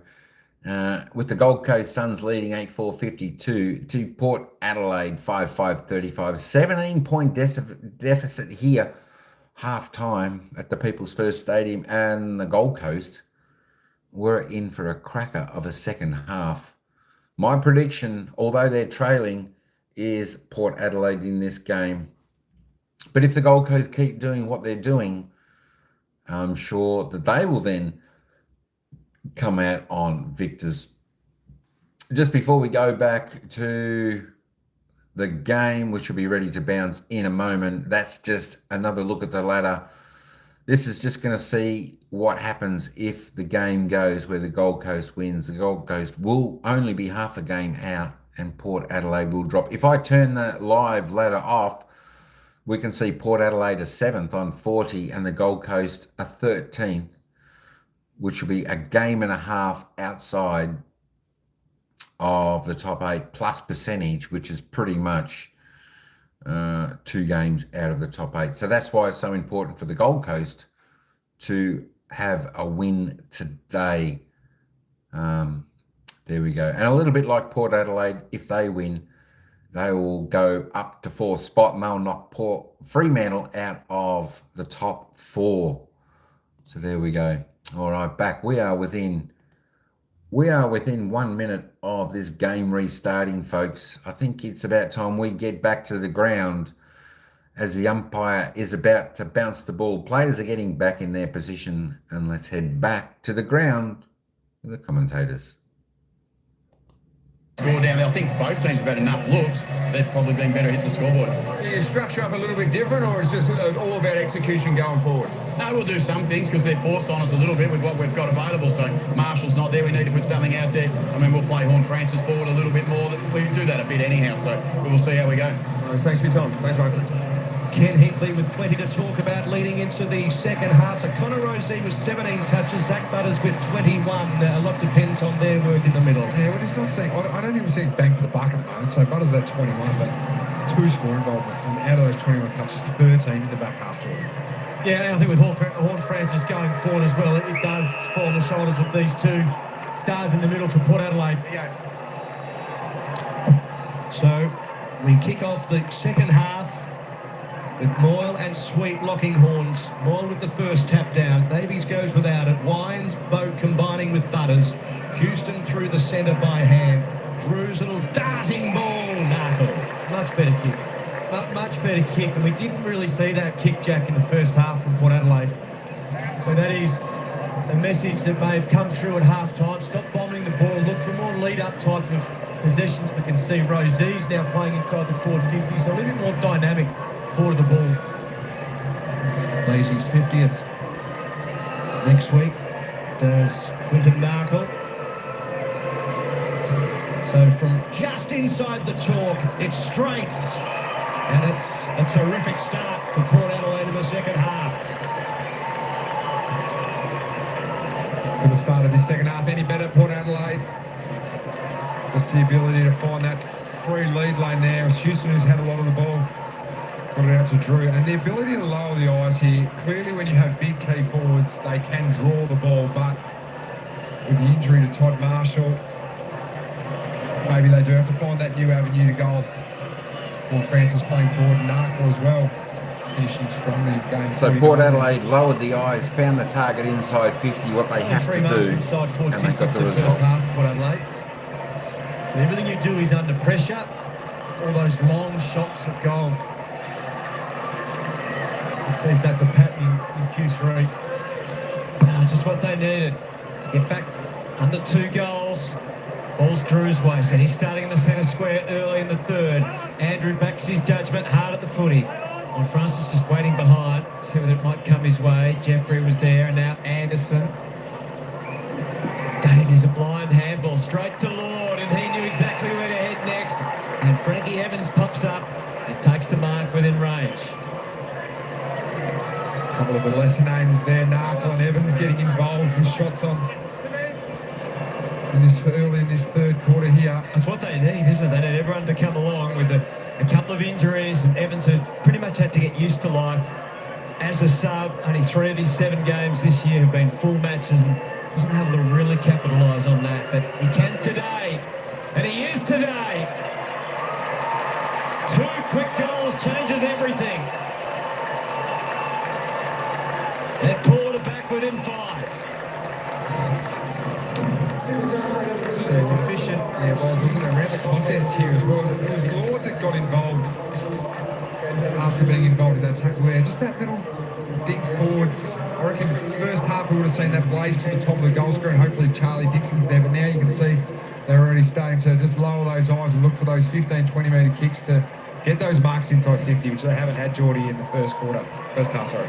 I think you're right. If you want to find spares and space, it's either usually you've got a retreat, which we spoke about, or lateral. So a nice little bit of composure there. I like Rosie playing forward as well. Just get your stars up forward if you want to get some better cohesion as well inside forward 50. So Port hit Gold Coast between the eyes in the first 2 minutes with 2 straight goals. And 9 disposals to 1. The Suns only had that 1 disposal. Looks like William Drew's relishing his chance in the middle as well with Rosie back forward.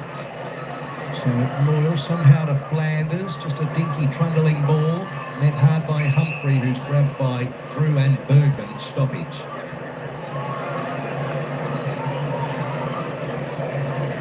Loyal with the fist that time. Humphrey couldn't control it. Holman dispossessed. Davies, a hack kick high towards the pocket, might be good enough. King couldn't bring it down. It was long over the top to Roses, who's already kicked 2. Wouldn't surprise me, but he misses. He's dangerous, isn't he? Yeah, recovers so well. Always keeps his feet. Gives himself an opportunity for that second effort. You've got to know he's a left footer too. Have to take his left foot out. Kicked 3 in opening round, then 2 in round 1 before he got injured. Returned in round 4, kicked 2 more. Then had 1 before getting injured in the game against Hawthorn. So his record this year, when he's been out there, reflects exactly why the Suns wanted to get him back in. Kicked 2 in that second turn. All sorts of elements of risk in that, wasn't there? Somehow got to Wines and then across to Butter. So they work across the lines and out to Boak on the wing. Evans again. Scouring the inside. Initially was hoping to bring it forward. Now that's up to Aaliyah to the side. Settles on the long. Dixon in front of Collins. Couldn't get both arms at it. Rosie searching for a way forward. Ewan kept him occupied for quite a long period of time. And then it comes Ewan's way. Back out to the wing. But just standing up and allowing Long to take the mark. Issuing the instructions. But who's going to come up to the footy? Well, no one. So he can just trot off and have a bounce. And why not a second? Suddenly the goals appear on the horizon. King worked his way to the front but couldn't get to Bergman or the ball. Jack Lukosius just needed to come up there and give Ben Long an option. He was just continued to track back towards goal, but he was just begging for someone to lead under the footy. Drew's kick right up the middle. Over the head of Houston. It was too much. Jeffrey takes it back inside 50. And Humphrey. Well read by Jeffrey there. He had to leave his man to impact in the middle of the ground there. A sort of critical contest where if you come up as a defender and you leave your man out the back, you must make some sort of impact on the ball. And he was able to do that and turn it over. And of course, Suns players all out with a fast turnover. So Bailey Humphrey, the 19-year-old, goes back, composes himself, eyeing off the big sticks. Swings around to give himself every little bit of energy, and he puts it straight through the middle for a second.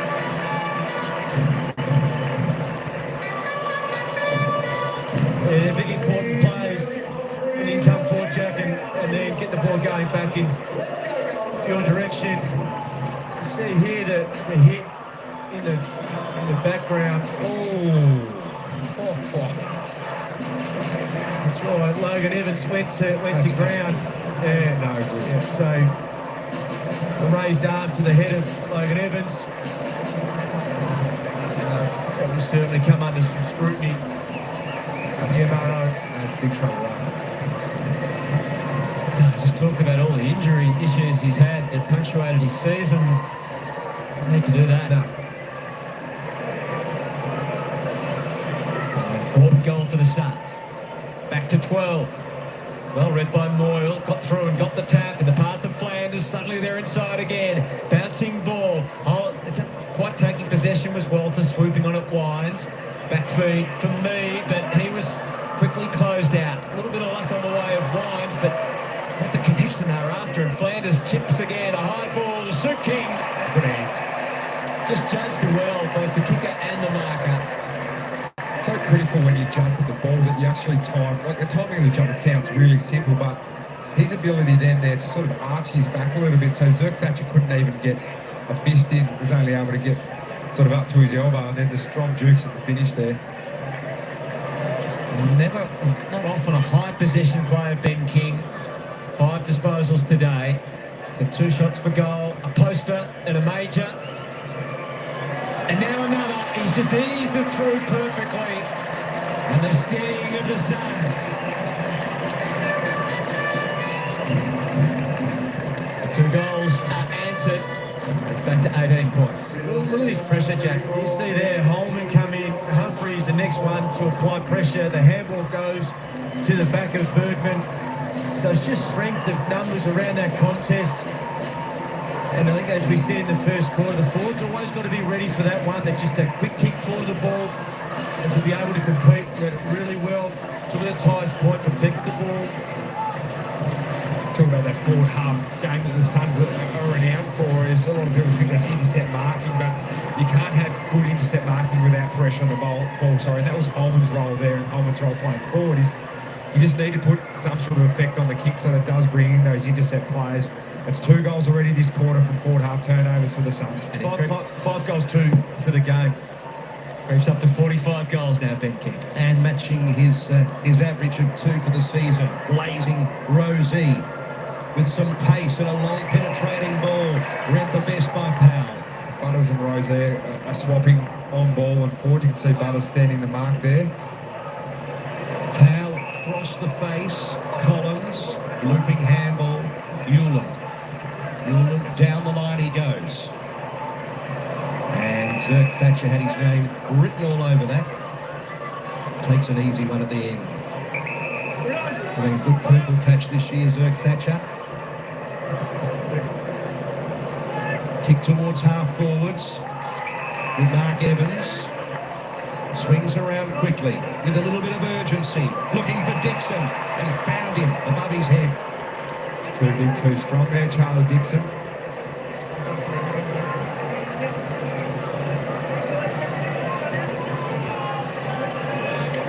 Evans, who was subbed on earlier in the match, he's kicked 1 goal himself.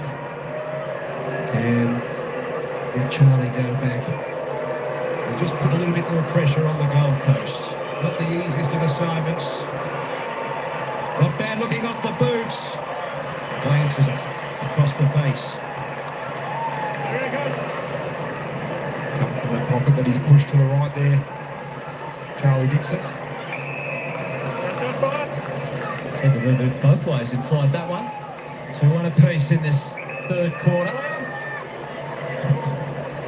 Hewland. Well, you saw that first. Takes the mark. Nothing obvious.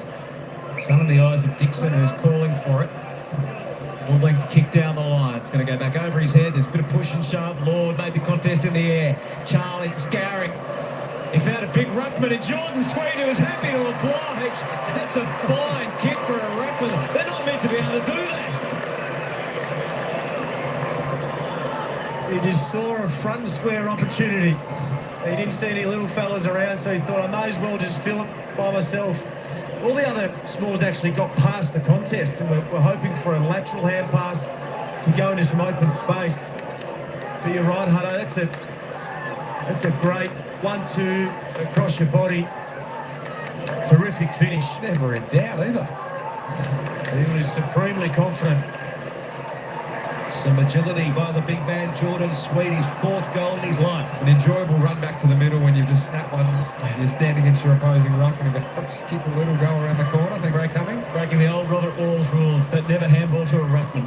It was a pseudo-ruckman handball to a ruckman as well. So the adrenaline's pumping a little bit faster and won it down to Horn Francis. Drew couldn't quite gather, bumped off it by Roses. Rosier's in there. Anderson, wider to Roses. Flanders, Holman, spots Johnston, or just went without it. Flanders goes chasing after Horn Francis. He's not to be denied though, and his kick along the wing. No mark from Dixon. Swatted by Collins. It was a really good swat. It was an absolute knock, about 40 metres. Horn Francis wrapped up.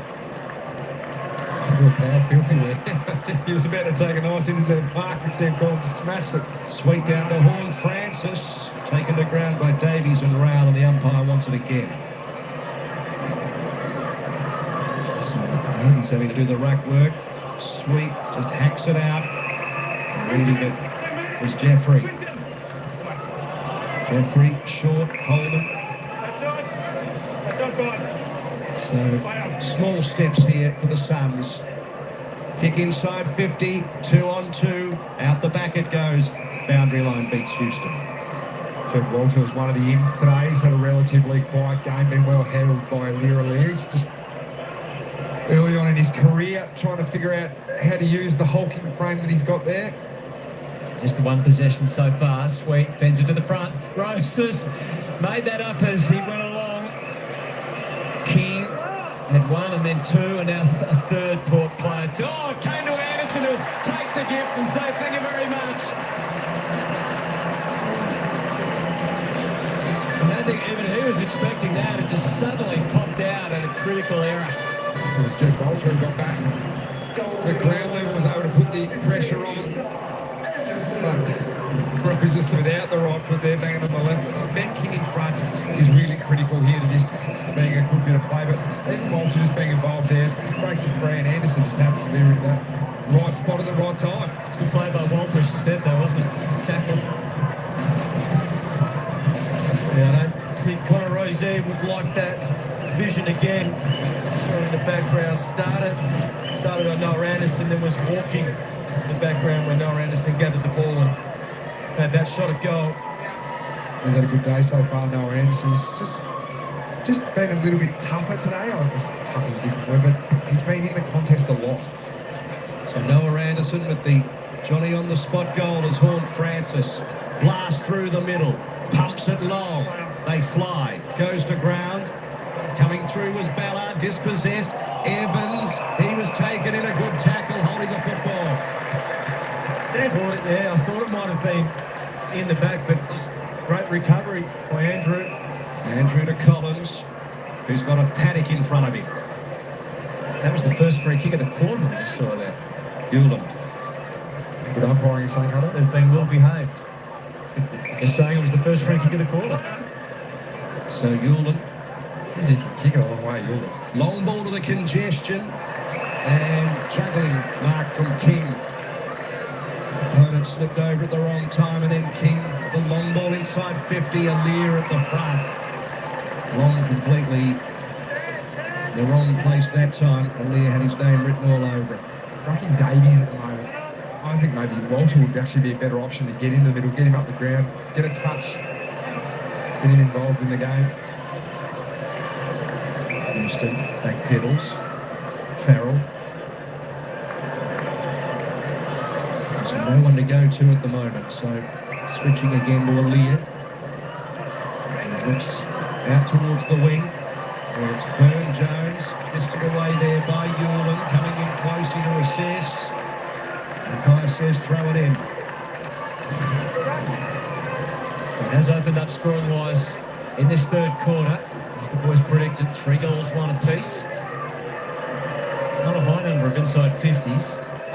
So plenty of action between the arcs. Almost back where we were. 17-point margin. Andrew running away from where he wanted to head and running straight into Frankie Evans, who got no reward initially from the umpire. And then Choice words to make Andrew there. eventually does pay it. Does not lack confidence with the ball though, McAndrew. Now I know he's been caught holding the ball there, but when he gets it, he wants to go. This man's been really important since he's come on the ground as the sub. Lockie Jones obviously out with a head injury. Yes, seizing his opportunity. Already a goal in this quarter. As we mentioned, regular sub. Can't convert with that kick. Just drifts across and through for a minor score. So 3 goals, 4 for the season for him in his 8th game. Half of those more than half as the sub. Not 15, called that time. Anderson, Jeffrey, starting to do a little bit more work than he would have liked. To leave defensive 50, Davies had 2 bites at it, couldn't bring it down. Houston, Butters, Drew tried to manufacture something. Johnston did really well to win the football by hand to Jeffrey. Flanders out wide. Yulden ambitious to have a bounce. Really gets tripped over. Gets the job done in the end, looking for Walter. Deflects off his body. Raul Anderson. Check side in the end. Inside 50. What a terrific kick. Long. If it was deliberate, that was superb. Well, let's give him the benefit of the doubt. Off the outside of his boot, check side, he may have referenced the spare that was on the boundary. He certainly had numbers around him. Noah Anderson decided not to use them. It doesn't matter when you find Ben Long inside forward 50. With the check side too. He's looking for his 49th goal in his career. For the Gold Coast. Goal umpire barely flinched. Gold Coast are getting the job done. Yeah, it's been, Jack, when either side has got through, it's been really efficient. So the 8 inside 50s for the quarter, 4 goals won. You see that pair of players on the outside of Long that he didn't want to go to. Nice finish. Yeah, nice finish. Really creative kick by Noah Anderson.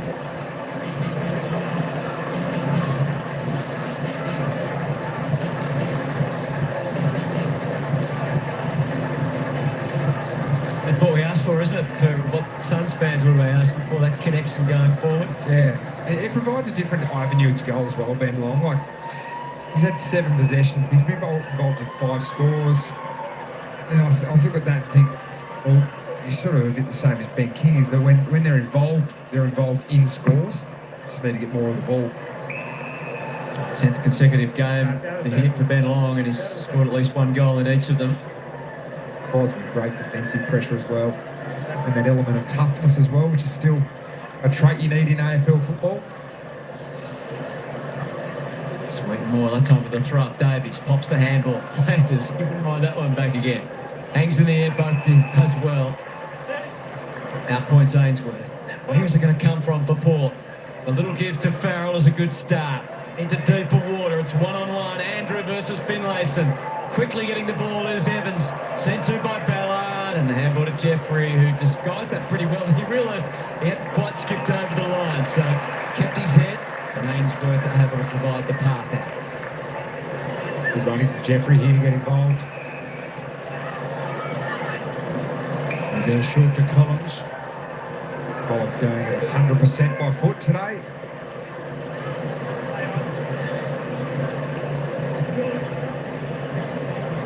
Kicks to a pack this time. Sweet with the fist. Bergman went up, tried to win the football. Came down to Evans. Back to Sweet. Wines.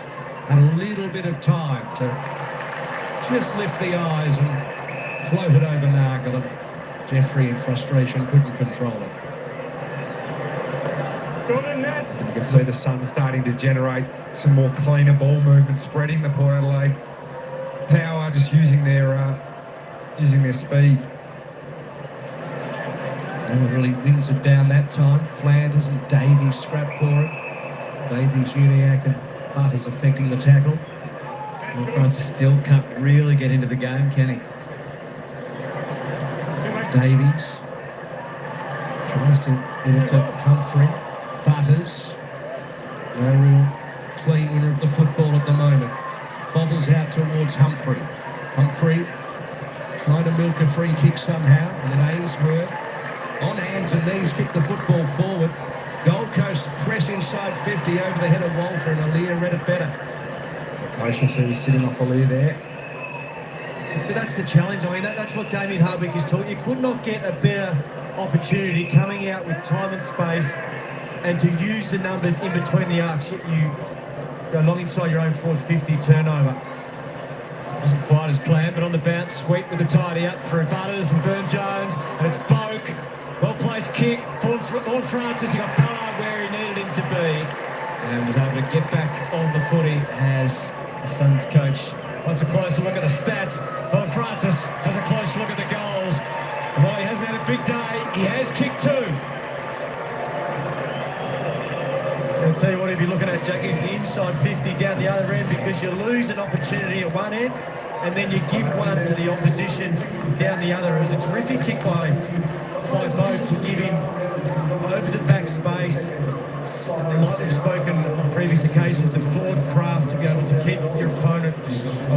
drop of the ball. So not only do you miss a goal or the opportunity at one end, you give up one to the opposition. I think for all the hard work that the Suns have done, and you think the Suns have dominated this quarter, Port Adelaide actually leading the quarter by a point. But the Lukosius, I think, is just trying to get the one out the back. And on a play like a Lear, you cannot just think, oh, he's going to play in front of me, so I'm going to get all my ball out the back and get some easy goals. He's so good at reading it and impacting at the right time. You have to be right on his backside when you're playing on him. Loyal down towards Rao. Davies off the ground. Just progresses at about 15 metres. Closey got it to Ainsworth somehow. Davies by hand. Butterick looks pocket, looks King. Couldn't quite get a purchase on it. Wines fights for it hard, takes it to ground. Anderson over the top. Ball to be won. Drop kick.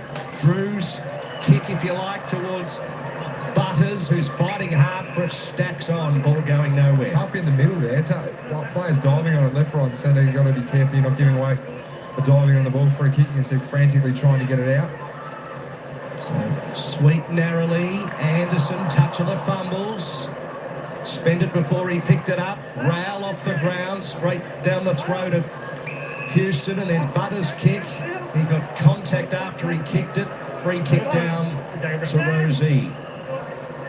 So they open up a little here, over the head of Boak, who's got a little bit of space. Heads pocket, Horn-Francis in the wrong spot. Ballard at the front, handball to Collins. His handball puts Davies under the bus. Burn-Jones goes in. He's taken in a really good tackle.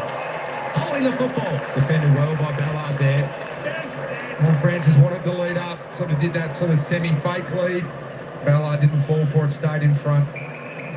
Critical turnover, and then the pressure to get back on and tackle. Out the other side with Butterick.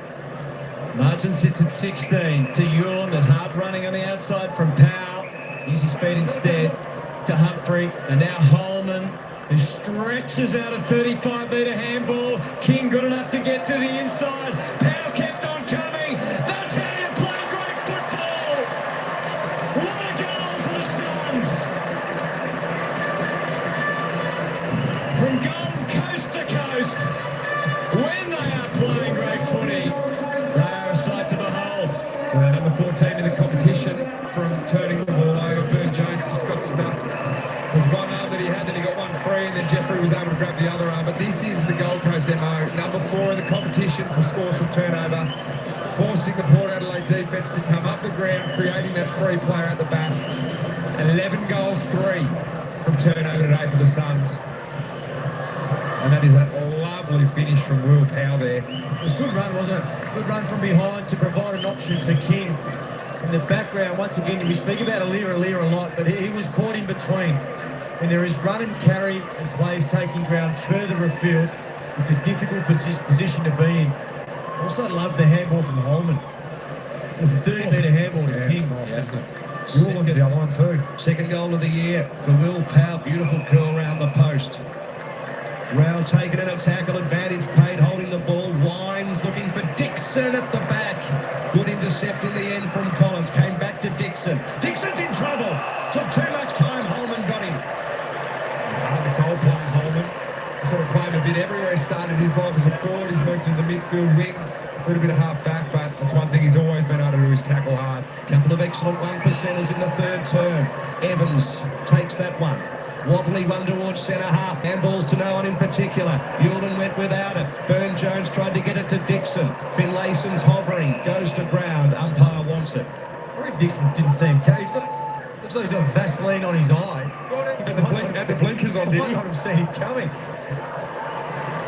On his right eye. Comes out towards Francis. Met solidly along the ground by Collins. Another stoppage. It's a little better contest from Jack Lukosius on the wing there. The Suns gave up their intercept mark too easy. Port desperate for one here. Sweet looking for Horn-Francis. Couldn't get clear. Butters trying to break free. Holding the ball. Be careful not to give away 50. He's remonstrating.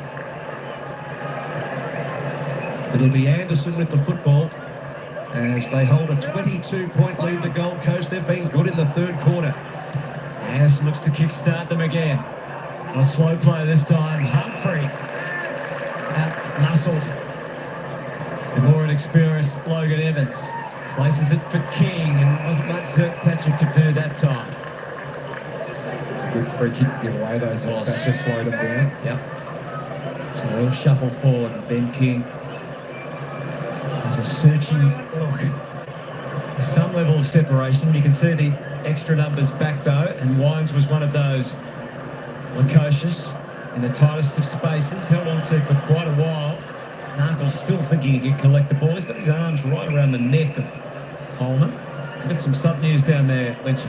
Yeah, Jed Walter's been subbed out for the Gold Coast Suns, Will Graham, to go into the game, and he'll go through that midfield rotation. I'm particularly pleased with it all, and that's fair enough. Yeah, 1 disposals for Jed Walter, 0 marks. Moyle, Long's on the move. First he plays it back. Rao. This is Ewan. It's on the fly and just gets across the face. Good this third quarter. Bodie Ulan leading possession getter for the Gold Coast Suns, 8 disposals. Without an AFL goal too. So Houston, long searching kick to Evans. Going to go inboard here to Bergman. It's need to hold here late in the third term. The power back to Evans.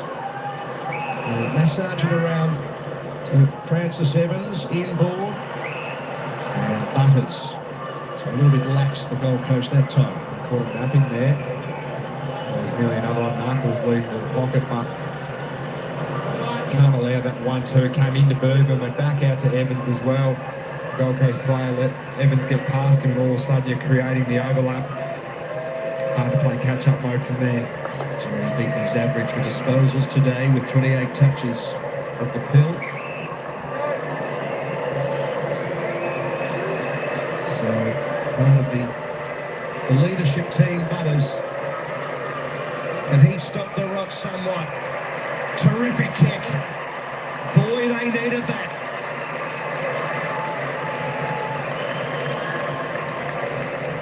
Good finish there. You're right, though, it's an important goal. All that momentum coming into three-quarter time. You see there the density inside the corridor. That was the play that was opened outside, take ground. And that little chip inside the 50. And both sides have been guilty of bombing it a little bit too much today. That's a good finish. That's quality, isn't it? And what a difference that can make. 5 goals to each in the quarter. Shows how diligent you need to be in that first line of defence there on to Butterick sitting off Butters and goes, why is he 10 metres away from him? But as soon as that kick went back out to Logan Evans, all of a sudden everyone's out of position ahead of the ball because they're relying on that first bit of pressure. Ball from the coach's votes as it stands at Butters. Well, Francis back in the middle of the ground with 8 touches this quarter. Frankie Evans, we've alluded to a couple of times. Jack was involved in that again. He's had 4 score involvements. 6 disposals, 1 goal, 1 in this third quarter. So he's made a difference to their front half game. They've hung in there, Port, like injuries to Sub being used and Marshall being injured as well, so they're 1 down. Giving themselves a chance, haven't they, with that late goal. Humphrey up against the clock. So three-quarter time, and the Suns are on target to make it 9 out of 9 when they've been the home team this year. They had a 3-goal almost buffer over Port Adelaide, who are playing for a top 4 position with so much at stake. Their young leaders, can they get them going again? We'll find out shortly in the final term, which is coming your way tomorrow. All right, so there we go, folks. Three-quarter time here. Gold Coast Suns leading 13-6, 84 to Port Adelaide 10-7, 67. Both teams putting on 5 goals too. The old multi-bet, Kevin, I tell you what, it's not bad. A bit of fun when you, as I said, when you put a small wager on, looking for the big result. But it's not too bad if you gamble responsibly, like most of us do. It's always a little bit of fun. But there we go. That third term, it looked like Port Adelaide were coming out firing with a couple of quick goals there. They seemed to do a little bit better by lowering the eyes, finding their targets, their leading targets, which made all the difference in the goals that they scored in that quarter instead of just continually bombing it in. But the Gold Coast, they held their nerve and they held the pressure of Port Adelaide, and they had the answers to Port Adelaide's effort there. They both had a little bit of momentum in that term, which kept the margin at 17 points. I think that was the same as half time. But make no mistakes, folks, don't go anywhere, because this game is still on the line. It's anyone's to win. If one team lose concentration, the other one will pounce, and pounce hard. Let's have a quick look at the stats. We've got about 3 minutes, 3.5 minutes before the start of this final term. Let's have a quick look at the players' stats. Let's see who is the leading disposal getter, and of course that's Zach Butters for Port Adelaide. 29 disposals he's had. He's having a cracker game. He's going to end up with some big numbers there. 18 kicks, 11 handballs, 9 marks, 1 tackle, 1 clearance. He's having a good game there for Port Adelaide. Dan Houston with 25. Sam Flanders is the best for the Gold Coast with 23. Rose and Farrell on 20. Noah Anderson on 20 for the Suns. Davies on 18. Alir, the backman there for Port Adelaide, he's doing a big job on 17 possessions. Doing well. Let's just run down there in case you're looking at the stats of your favourite player there. Or if you've got multiple, you need to know who's got possessions. Sometimes you can have a little wager on players getting 20 possessions, 25, 30, over 30, etc. like that. We'll go down there. There we go. Todd Marshall is in off the sub. So he's now on the ground. Will Graham is yet to come on the ground for the Gold Coast Suns. Let's have a little bit of a look at the goal scorers on the ground. Still Rose with 2, Mead with 2. Luxie is with 2. Ben King kicked a goal there. He's got now 2. Jason Horn-Francis, he's going not too bad. He kicked a late goal there. He's got 2. Ollie Wines, Sweet, Powell, Narkle, Lloyd, Long, Johnson, Humphrey, Flanders, Evans, Butters, Anderson, Ainsworth. There are your goal scorers. So there are plenty of goal scorers at the moment, folks, and the AFL fantasy points. If you play the game, Zach Butters leading the way with 109 up to three-quarter time. 90 for Houston. Lear with 81, getting some good numbers there from down back. Kane Farrell was 75. Anderson was 75. And Sweet Rose on 73. There we go. Let me have a look and see how long we've got to go before. We got a minute. All right, let's quickly have a jump over and have a look at some of the team stats while we've got a minute to go. Still about the same as three-quarter time. Port Adelaide by about 30 on disposals overall. So that's in the kicking range. Inside 50s, 40 to 44. Pretty even there. The efficiency, disposal efficiency is still relatively high for both sides there, going at 76.78% there. The Gold Coast Suns definitely better in inside 50 efficiency, whereas Port Adelaide need to lift their game there. Free kicks 18 to 15. The umpires have been pretty handy with their whistle today. Stoppages, there we have a look at some of the stoppages. Centre clearances are pretty even there, 11 to 10. Contested possession, pretty well even there, and on the turnovers, of course. Let's quickly go down to the marks as these players are about to break the huddle and take positions again. From the turnovers, Gold Coast have scored 11 goals, 369 to Port Adelaide 5-5-35. That's where the scoring sources have mainly come from for this game.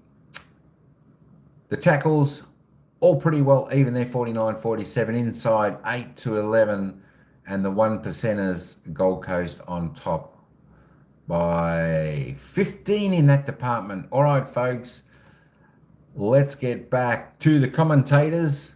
Enjoy the game. Good luck, Kevin. If you had a bet wager on the Suns, you're going into the final quarter with a 17-point margin. But I think we are in for one hell of a final quarter. Halfway, how you going? Queensland water tested, that's right.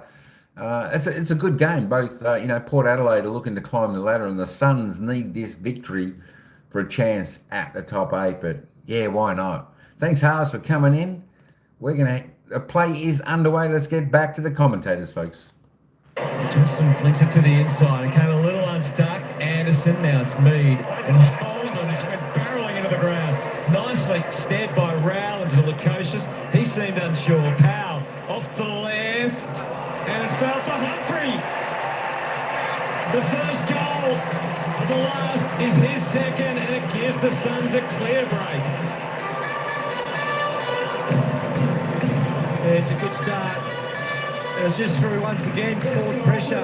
So Lynchy spoke about this at three-quarter time. Just relentless, unselfish, put it to a really dangerous spot at the top of the goal square. You can just see there was a few Port Adelaide players just watching and waiting. Hopefully that would get Small over the line. And then the opportunity to present itself. Ben King big there as well. No kick mark or handball, but just brings the ball to ground and creates that contest. So the Suns can start well with Bailey Humphrey goal in the first 30 seconds of this last quarter. That's what they wanted. 33 seconds it took. Anderson scrapping for it. Flanders, Moyle, scrambles one towards half forward. Roses beats a couple of would-be tacklers. Kick inside 50. And Leah beats Lukosius to the punch, but he was able to get it to Johnston. Johnston looking for another one. Caught right on the last line by Zerk Thatcher. He plays on quickly to Bergman. So, real solid test now for Port. It's Bergman, the long ball towards the logo. Finlayson nudging his opponent, Andrew, under the football and gives away a free kick. There you can see from Bergman going very central, so maybe that's something Port Adelaide have decided in this last quarter. When kicking it long, they kick it closer to the middle of the ground. So it's Andrew, deep kick, the Lear and also Lukosius wrestle. All lands ahead of them. And in the end, Rowell puts pay to Bergman. Holman free for by himself here at the stoppage.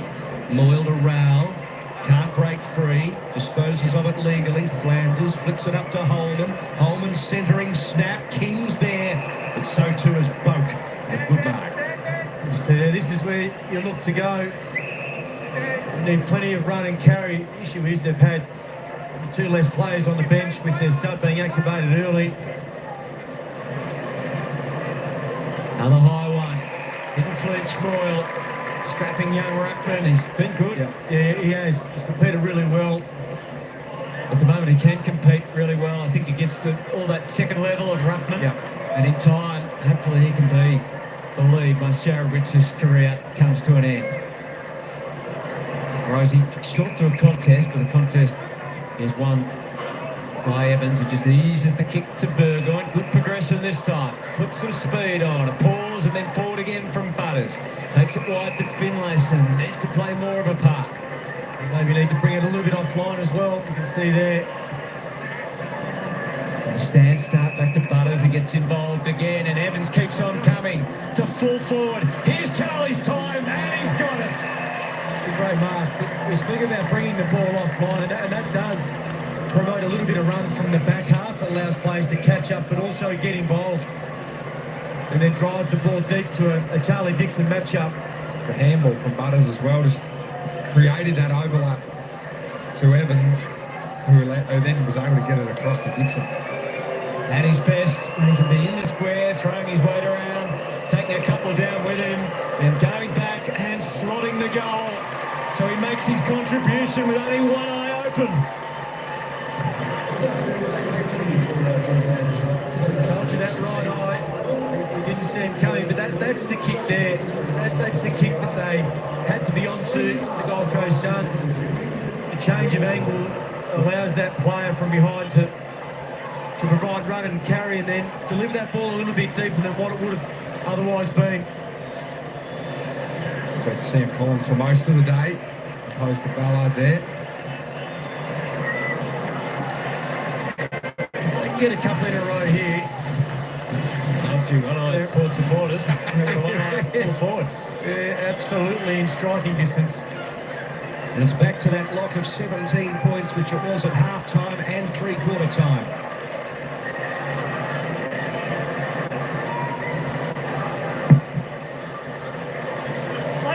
So play on the call that time. Sweet and Loyal wrestling. Drew with the tackle over the top. The other thing you can do is bring up a half forward to try and assist with these clearances. Port Adelaide decided to keep 6 forwards ahead of the ball. Graham, number 26 there.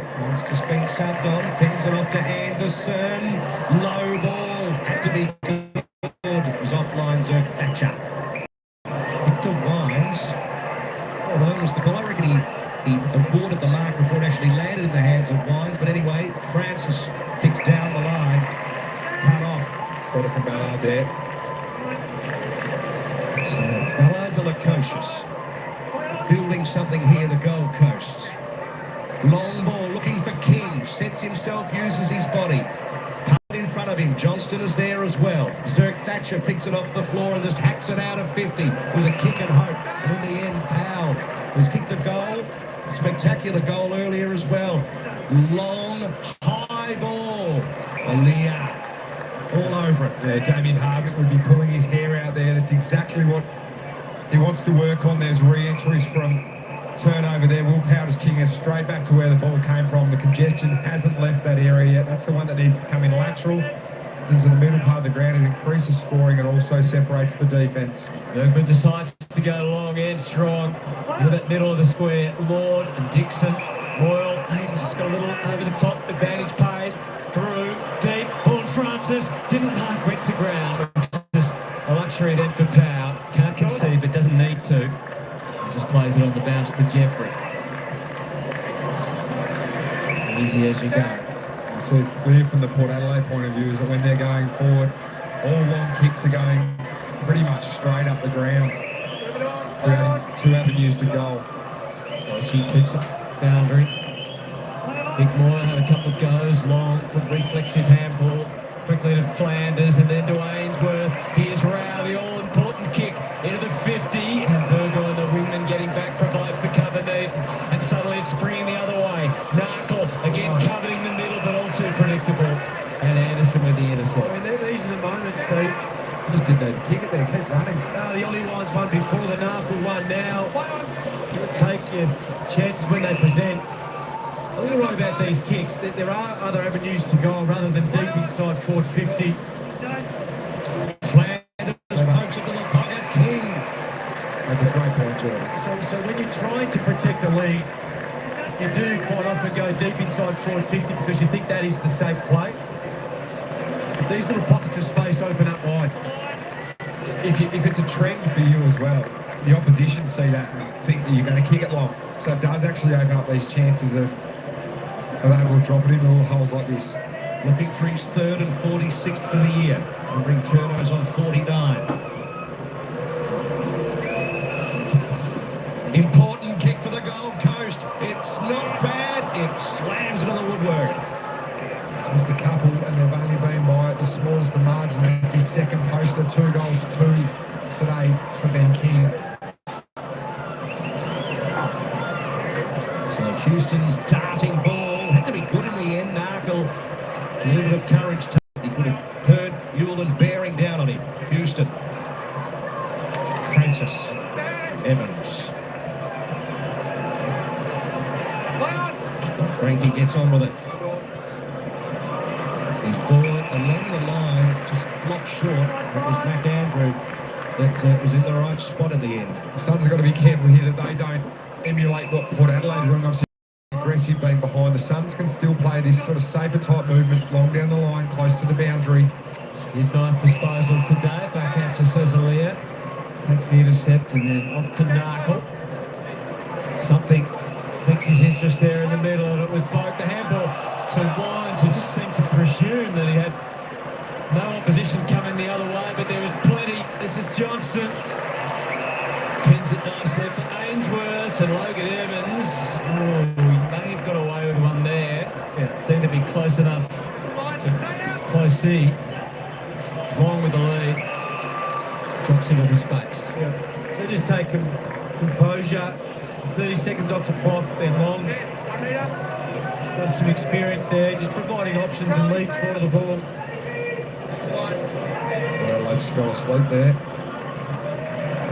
Kick 2 in his last 2 games against both Collingwood and North. Almost 80 games with the Saints. Brought up his 100th in round 12 against the Bombers. Very much part of this Gold Coast Suns forward setup now. We'd like to have that one again. I think it's well out to the right. He just didn't call a play on there where he hadn't left his line, but the whole team that he had.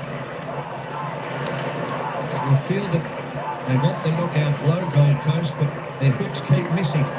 As Houston's kick straight down the throat of Jeffrey, that's not going to help them. A little probing ball, collision with Zerk Thatcher and also King, and Zerk Thatcher's come off second best. That was brave.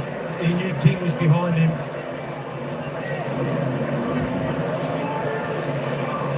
Scenes we don't like to see. It's not a nice position to be in that hole in front of a big key forward.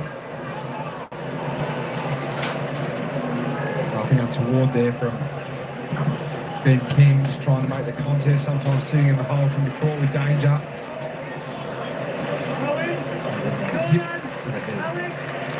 Hit.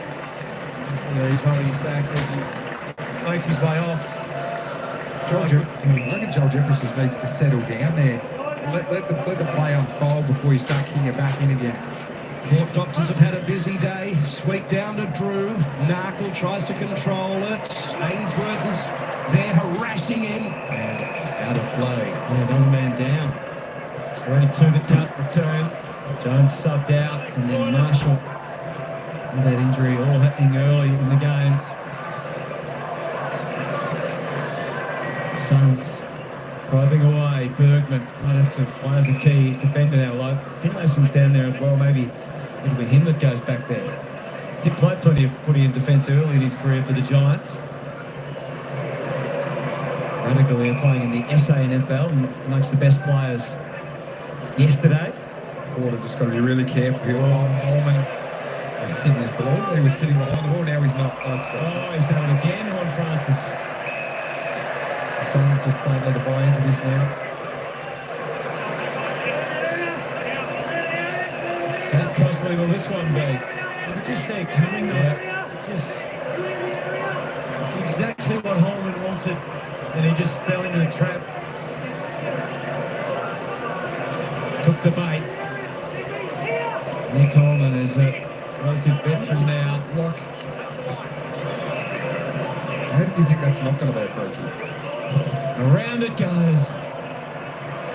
Just scrapes in for a minor score, so still just hanging there. Yeah, well, time is of the essence now. You expect Farrell to probably launch one straight up the middle.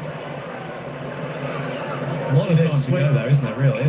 It's 10 minutes. An opposition can chew up that time pretty quickly. I wouldn't be going wide too often and letting the opposition close you down.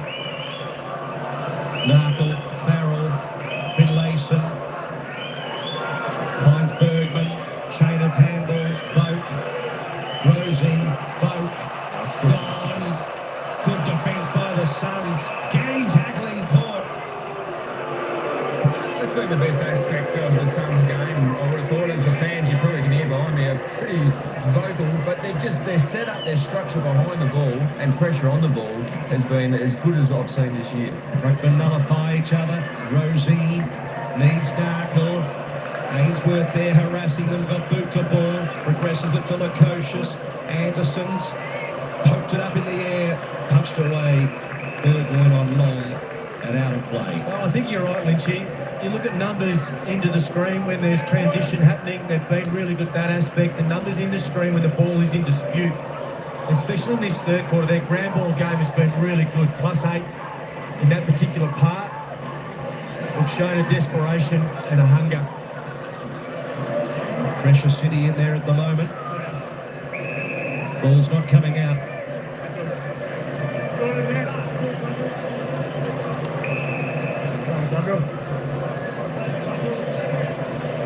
Straight up, Nick, straight up. So you can see it will cut to Nick Coleman's right cheek. Yeah, got an Eric boot to the face, I think.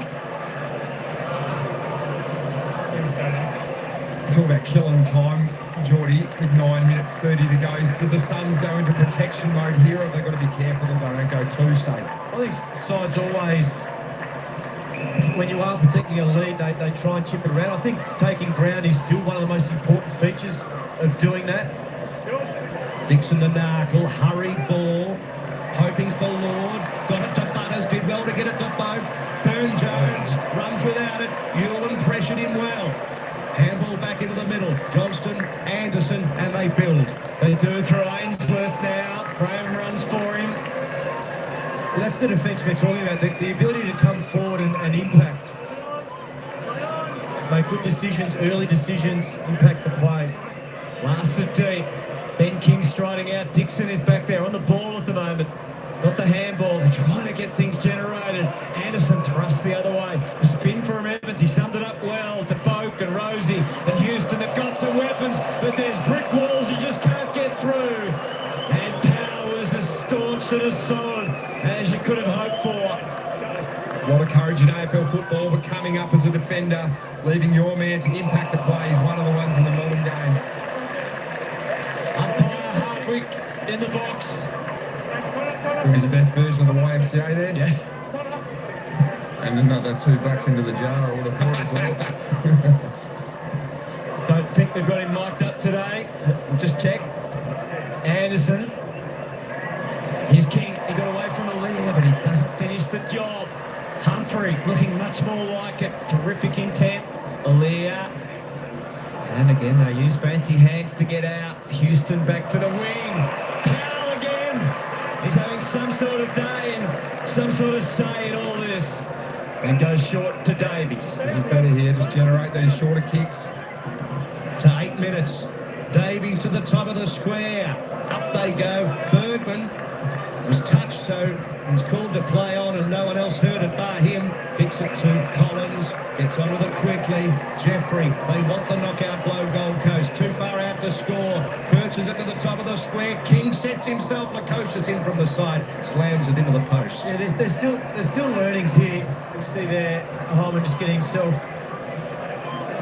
Oh, beware your own teammate. Yeah, another one for Fred Hollows there. The hands are chained up, but again they run around.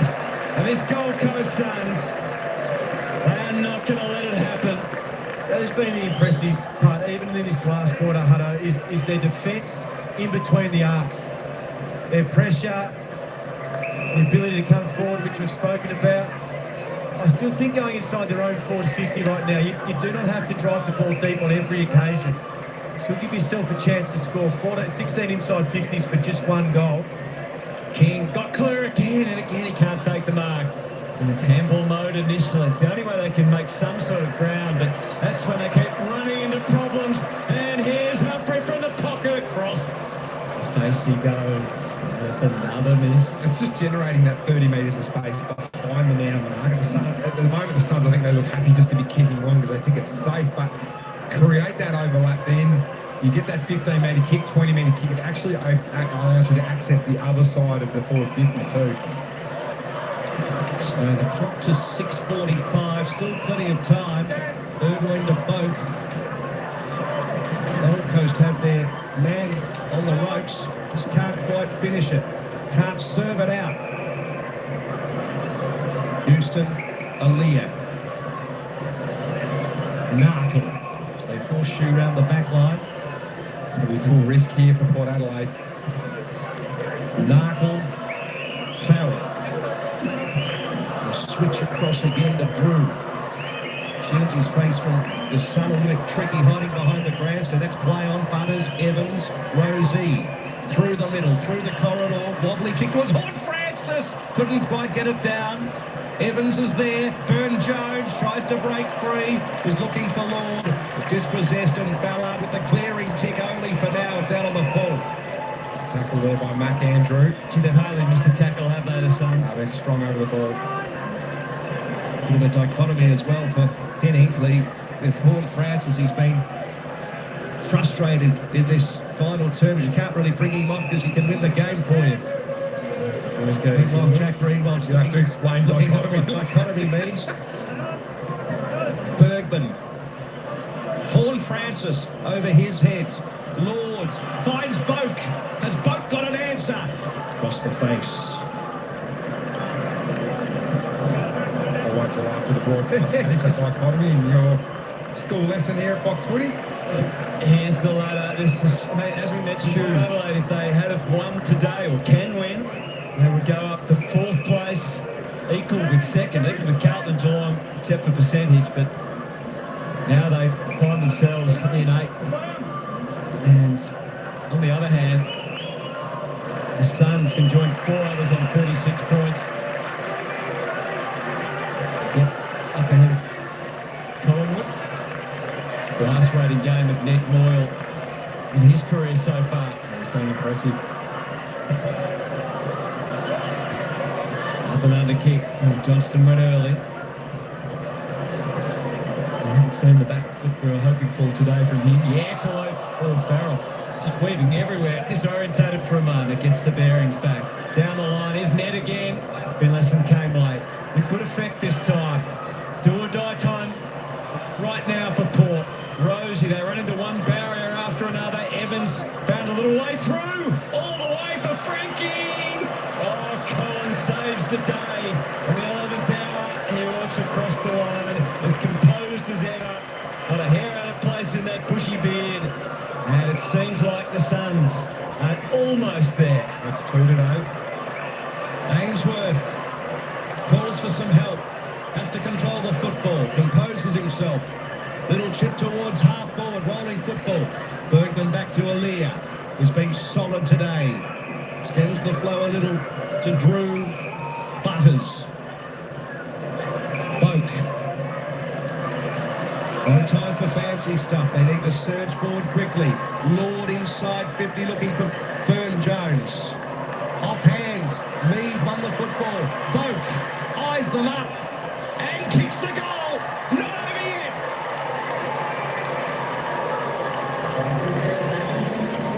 They've still got some life in it. 3:39 left on the clock, and it's back to 14. The Suns just look a little bit at sea at the moment on turnover and Port. They've been close a couple of times in previous plays, but it was Travis Boak, the ex-captain here, that got them on the scoreboard. A really important goal. 3 minutes 39 to go. They still need another 3 goals, you'd think, to get in front. It's a stack of time. And after 17 games without a goal, the longest run in his career, and 15 consecutive behinds, he finally knows what it feels like to kick a goal again, the veteran. You see here all the big guns in the centre bounce for both teams. Critical here. If you net more, you really want to grab it out of the ruck. Just when we thought it was over, it's back to 14. Sweet. Moyle does tap. Anderson took it in as deeper water as he could. Back there, Zirk Thatcher's made a remarkable recovery, and he makes the spoil, most importantly, and it's over the line and out of bounds. Jeez, it was all or nothing for Port Adelaide. It was Horn Francis that came flashing through. They're the risks you take to get back into the game. Suns just want to keep it nice and close. Don't get it on the outside. Those last rays of sun between the two big blocks of shadow. Moyle taps it. Rouse saw it, and they saw him. Bit of a standoff. Sweet. He too makes plenty of opposition. Head down Bergman. Tracked by 3 Suns. Good collective effort. And still we wait. Down to 3:16. There's a relatively vacant goal square ahead. Rao. Happy to backfeed for Anderson.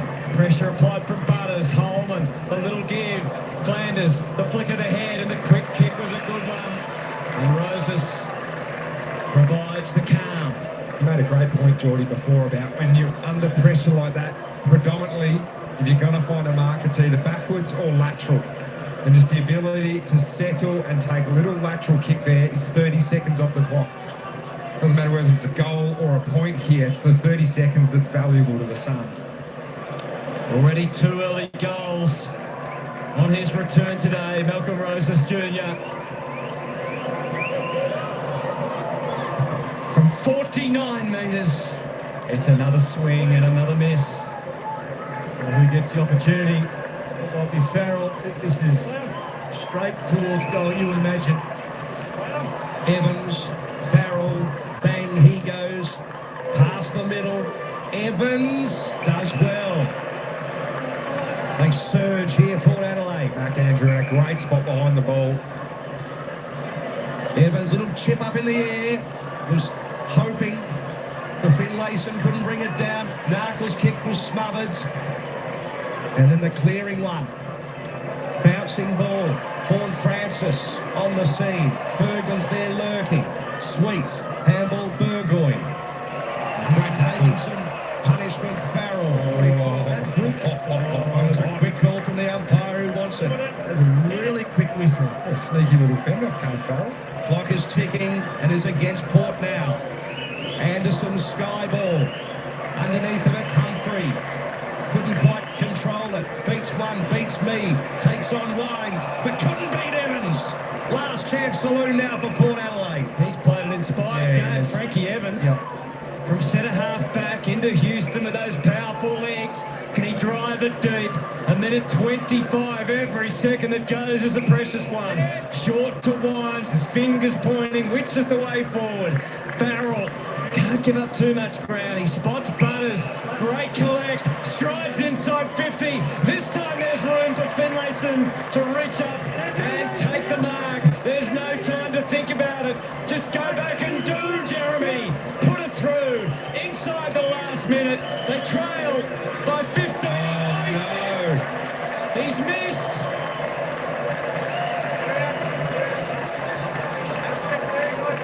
And they have missed. Normally the player would just roll around onto the right from snap it, but Finlayson on the left foot, I didn't have that luxury.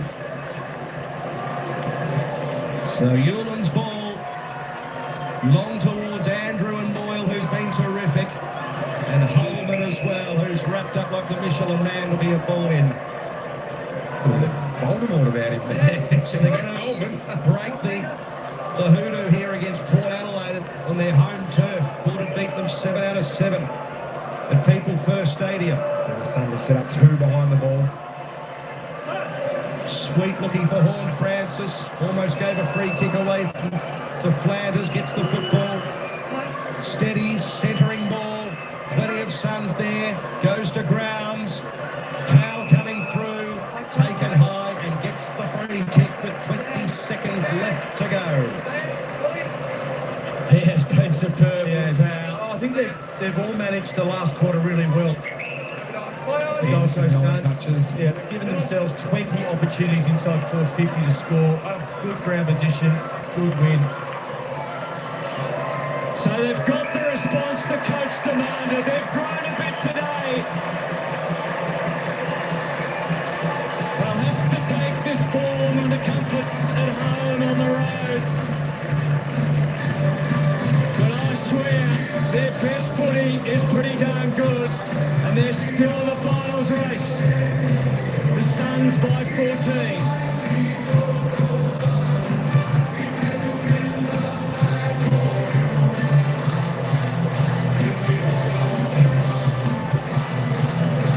Really good game management. There is always ways to improve, but I think the pressure for me really stood out in that last quarter from the Suns when Port Adelaide were trying to come through the middle of the ground between the arcs.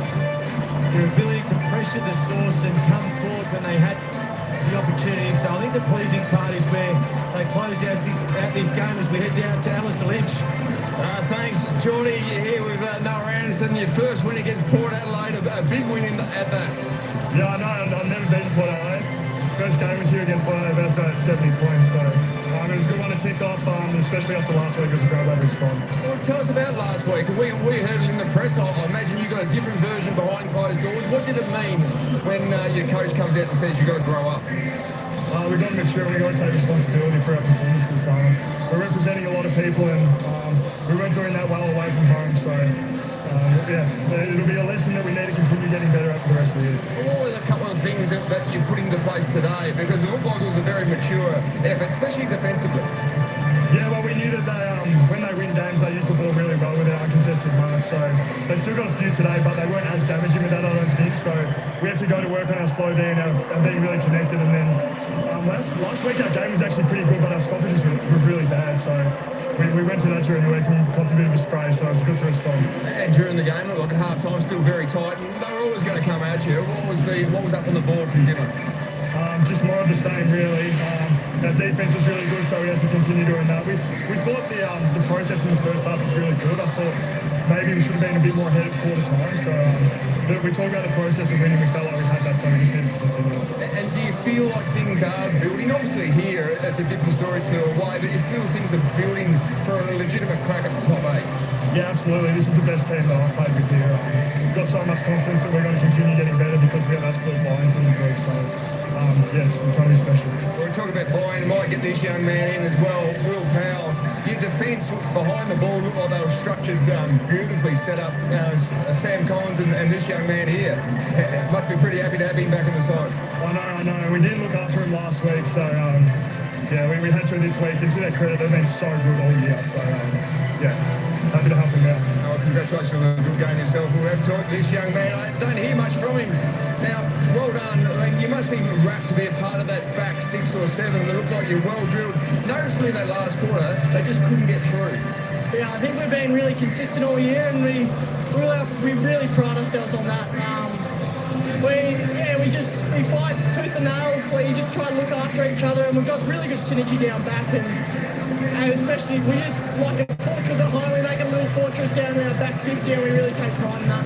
You know, Port Adelaide are always going to try to get back through the corridor, and we saw it. They were coming out of defensive 50 a lot. You set up behind the ball. What was the key? What's your positioning there? Yeah, we knew they like to hit an uncontested mark and change angles on the 45, so it was really important working with the middies and the high half forwards to pop in front and try and get that nice teasing distance to try and pull them off and then make an impact on the forward. And you managed to sneak forward to get on the scoreboard. That must be nice. Yeah, it's always nice getting forward. I don't kick many goals, so it's good. Oh, good to see you playing so well. Great game. Well done. Thank you, Richard. Thank you. He was inspirational, wasn't he? There it is. We showed the top of the afternoon. The one and only win previous to today over Port Adelaide was their first ever as a club in round 5, 2011. It's been very much black and white and teal ever since, until today. Yeah, it's about breaking hoodoos, I think, for this Gold Coast generation under Damien Harvick. They're evolving the next hoodoo they need to break is they need to win away from home if they're to be a contender in September. You see that there at home. They are 100% have not lost. And the 2 Darwin as well when they were the first name team. Yep, as well. So you can see there that's the results at home. For the Power today, they just gave up too many points from turnover. It's been a strength for them this year.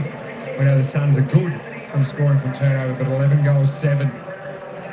23 points, the difference there in terms of the Power able to generate 50 points, 7 goals, 8 from turnover. And unfortunately, that was probably the game in the nutshell. Well, the pleasing thing from Damien Harvick's point of view, the planning that went into it, so the corridor was a big focus, but I think the opportunities you got from that, so their forward half intercept game was really strong. 6 goals, 5 from forward half intercepts to 2 goals, 3, which Port Adelaide weren't able to generate as many. And I think if you speak about where does the improvement come from this game, I think they managed the clock really well, I think, in the last quarter, but their inside 50s for me were a little bit same, and they didn't give themselves opportunity to score on enough occasions. 20 inside 50s they had a chance, so a lot of repeat inside 50s for only the 1 goal 6, so they were inaccurate, but I think that's the improvement that may come in the wash-up from this game. Up to 11th for now. An opportunity in weeks to come if they can take their form on the road to jump up into the 8 and stay in the race for the finals. Speaking of finals, Brisbane, will they be there? West Coast with a new coach, will that make a difference? That's coming up. All right, folks, there you go. That is today's game where the Gold Coast Suns were victors over Port Adelaide, 14-12-96 to 12-10-82.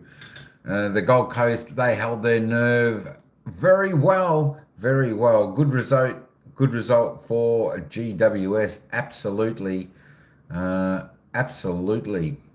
Just looking at that other game at the moment, it is quarter time at the MCG. Richmond trail GWS Giants 22-27, so the Giants are 5 points in front after quarter time. But that was a good game, as I said. Their defence for the Suns, they held up well, and Port Adelaide couldn't quite get through that brick wall of the Suns in the final few minutes. Port Adelaide, although when they got down there, they had a chance, but missed goals from about 12 metres out on a slight angle, which didn't give them the chance to get that last couple of minutes to snatch the game. But the Suns were just too good today in pretty much all aspects, and definitely in the delivery of the ball down to the forwards. Let's have a little bit of a look at the player stats, and let's see who finished off the game with the most, and that was, of course, Zach Butters from Port Adelaide with 35, 21 kicks, 14 handballs, 12 marks, 1 tackle, 1 clearance. So he had a pretty good game there for Port Adelaide, as did Dan Houston with 34 touches, 22 kicks, 12 handballs, 9 marks, 1 tackle, 2 clearances. Let's just run down. Sam Flanders, the best for the Gold Coast with 30 touches, 14 kicks, 6 handballs, 3 marks, 1 tackle, 4 clearances. Connor Ruzzi was the next best on 29 with Noah Anderson, who had a great game with 29 also. Let's just run down a little bit more. Travis Boak, he lifted his game a bit with 25 touches in the end. Ollie Wines, well, it was just a game for him today. Nothing special with 21. Will Powell, 21 touches there for the Suns coming down. I'll give you a bit of a little players, how the disposals they got in this line is the disposals. How many touches they got for the game. Ben Ainsworth wasn't too bad, 16 for the Suns. Let's keep going down. Benny King there for the Suns. Well, he was a little bit quiet, actually, with just the 10 disposals. He had 9 kicks, 2 goals, 2. We thought we'd see a little bit more out of Ben King, who can fire up. But all the same, did his job as the Gold Coast get over the line today in the game against Port Adelaide.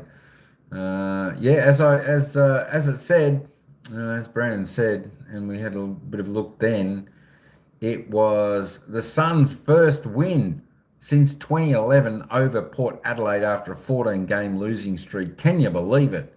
My gosh, that's a long period.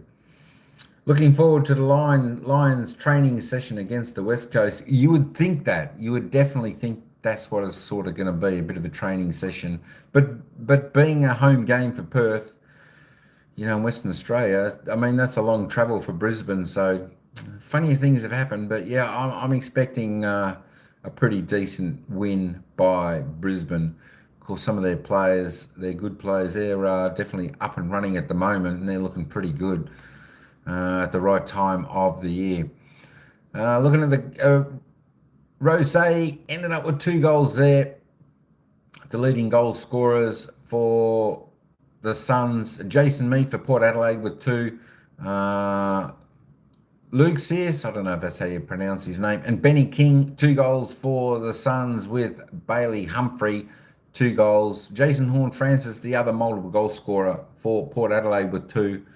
And then we had single goal scorers to Ollie Wines, Sweet, Will Powell, Quinton Narkle, Ollie Lord, Ben Long, Lloyd Johnson, Sam Flanders, Francis Evans, Charlie Dixon came in there with 1, Zach Butters also with 1, Travis Boak, Noah Anderson, Ben Ainsworth were the goal scorers. So plenty of goal scorers today in this game. And of course, plenty of goals kicked, 26 goals were kicked. Just a quick look at the AFL fantasy points here.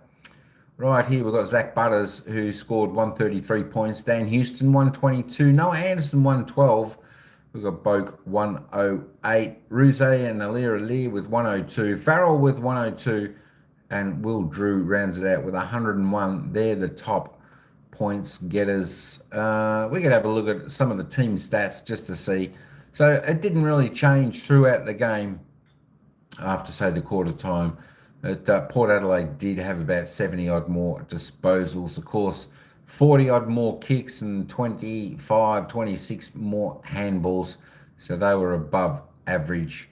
And although the Suns were below average on all of the disposals, they still, that brick wall held them in good stead. 60 to 54 inside 50s, so they got plenty of chances to do the damage there, both sides. Disposal efficiency, pretty even there as well, just inside 50s. The Suns were slightly better there, and Port Adelaide were definitely well behind their season's average there. Free kicks, while it got out a little bit, the Suns ended up with 23 to 17. As I said, I don't think any of the free kicks really made much difference in the game, in the result. So that's always good if the umpire's decisions don't change the game or hinder the game in any way. Hit-outs, Port Adelaide on top there by 8. The clearances, the Suns got on top there. They cleared by 10. The centre clearances, the Suns took the points there, 14 to 10, and the stoppage clearances also 22. Contested possessions, pretty similar. Uncontested, Port Adelaide, they're just trying to chip it around, trying to find the space, but as I said, they couldn't. They really did struggle to get through that Suns wall. Turnovers, pretty much the same, 70 to 68. Season's average there. The marks, Port Adelaide on top by 50. Marks inside 50, all pretty similar there, 12 to 11 as the contested marks. As we can see there, 14 goals, 12 to 12 goals, 10. The tackles, pretty similar there, 67 to 61. The tackles inside 50.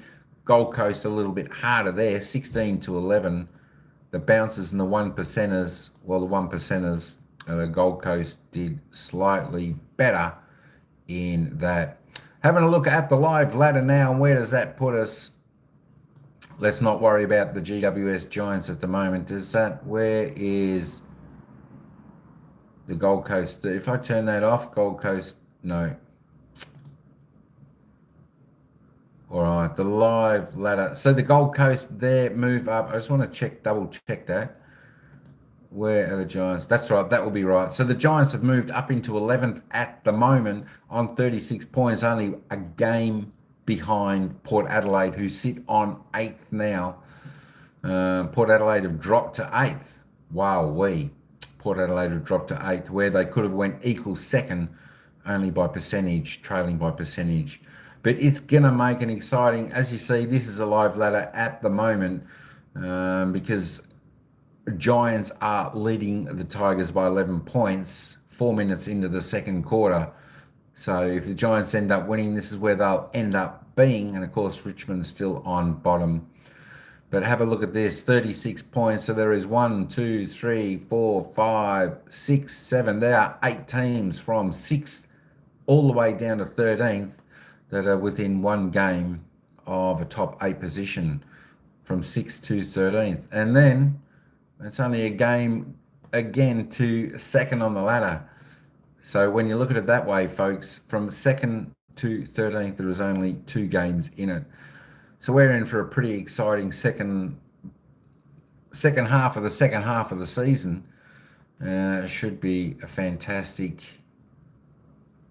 Where is it? Summary. There we go. Let me just bring that back up. Let me just get this over here. And the good news for Port Adelaide fans out there is that they play Richmond next week. Port Adelaide play Richmond. Of course, the Gold Coast Suns, well, there you go. It's going to be a little bit tougher match, is it, next week? They play the GWS Giants, so that's going to be a cracking game as well. Holy moly. There we go. It's going to be fantastic. So that is about all I've got for this game, folks, here. Between the Gold Coast Suns and the Port Adelaide Power. And of course, we are only 38 minutes away from the next game we'll cover, which is going to be West Coast Eagles and the Brisbane Lions. Of course, the poll got it right again today. We took the poll, 25 votes in. The Gold Coast Suns had the majority of that, was 68% of people tipping the Gold Coast Suns and 31% for Port Adelaide. There we go. Another great game of footy here of AFL football. Tell you what, folks, that's why it's the best game in the world. Aussie rules football. You can't beat it. You definitely can't beat it. All right, folks, I'll leave this up for a few minutes while the latecomers in to check the scores. But for me, I'm out. Ciao for now. We'll see you in the next live. And the next live will be in around about 30 minutes when I put up the game for West Coast and Brisbane Lions. All right, I'll leave this scoreboard up for about 5 minutes, folks. Thanks for all those who came in. Thanks, Chris. Good on you, mate. Thanks, Brandon. Thanks, everybody else. Thanks, Halfwit, for popping in. Of course, Sniper for hanging in there. Ryan, good stuff, mate. Good stuff. And Kevin, well done. Kevin had a small wager on the Suns, so he's a happy man. He made a little bit of cash there. But yeah, it could be a training session against the West Coast Eagles with Brisbane, in some great form at present. But we'll see. In around about 37 minutes, that game will start.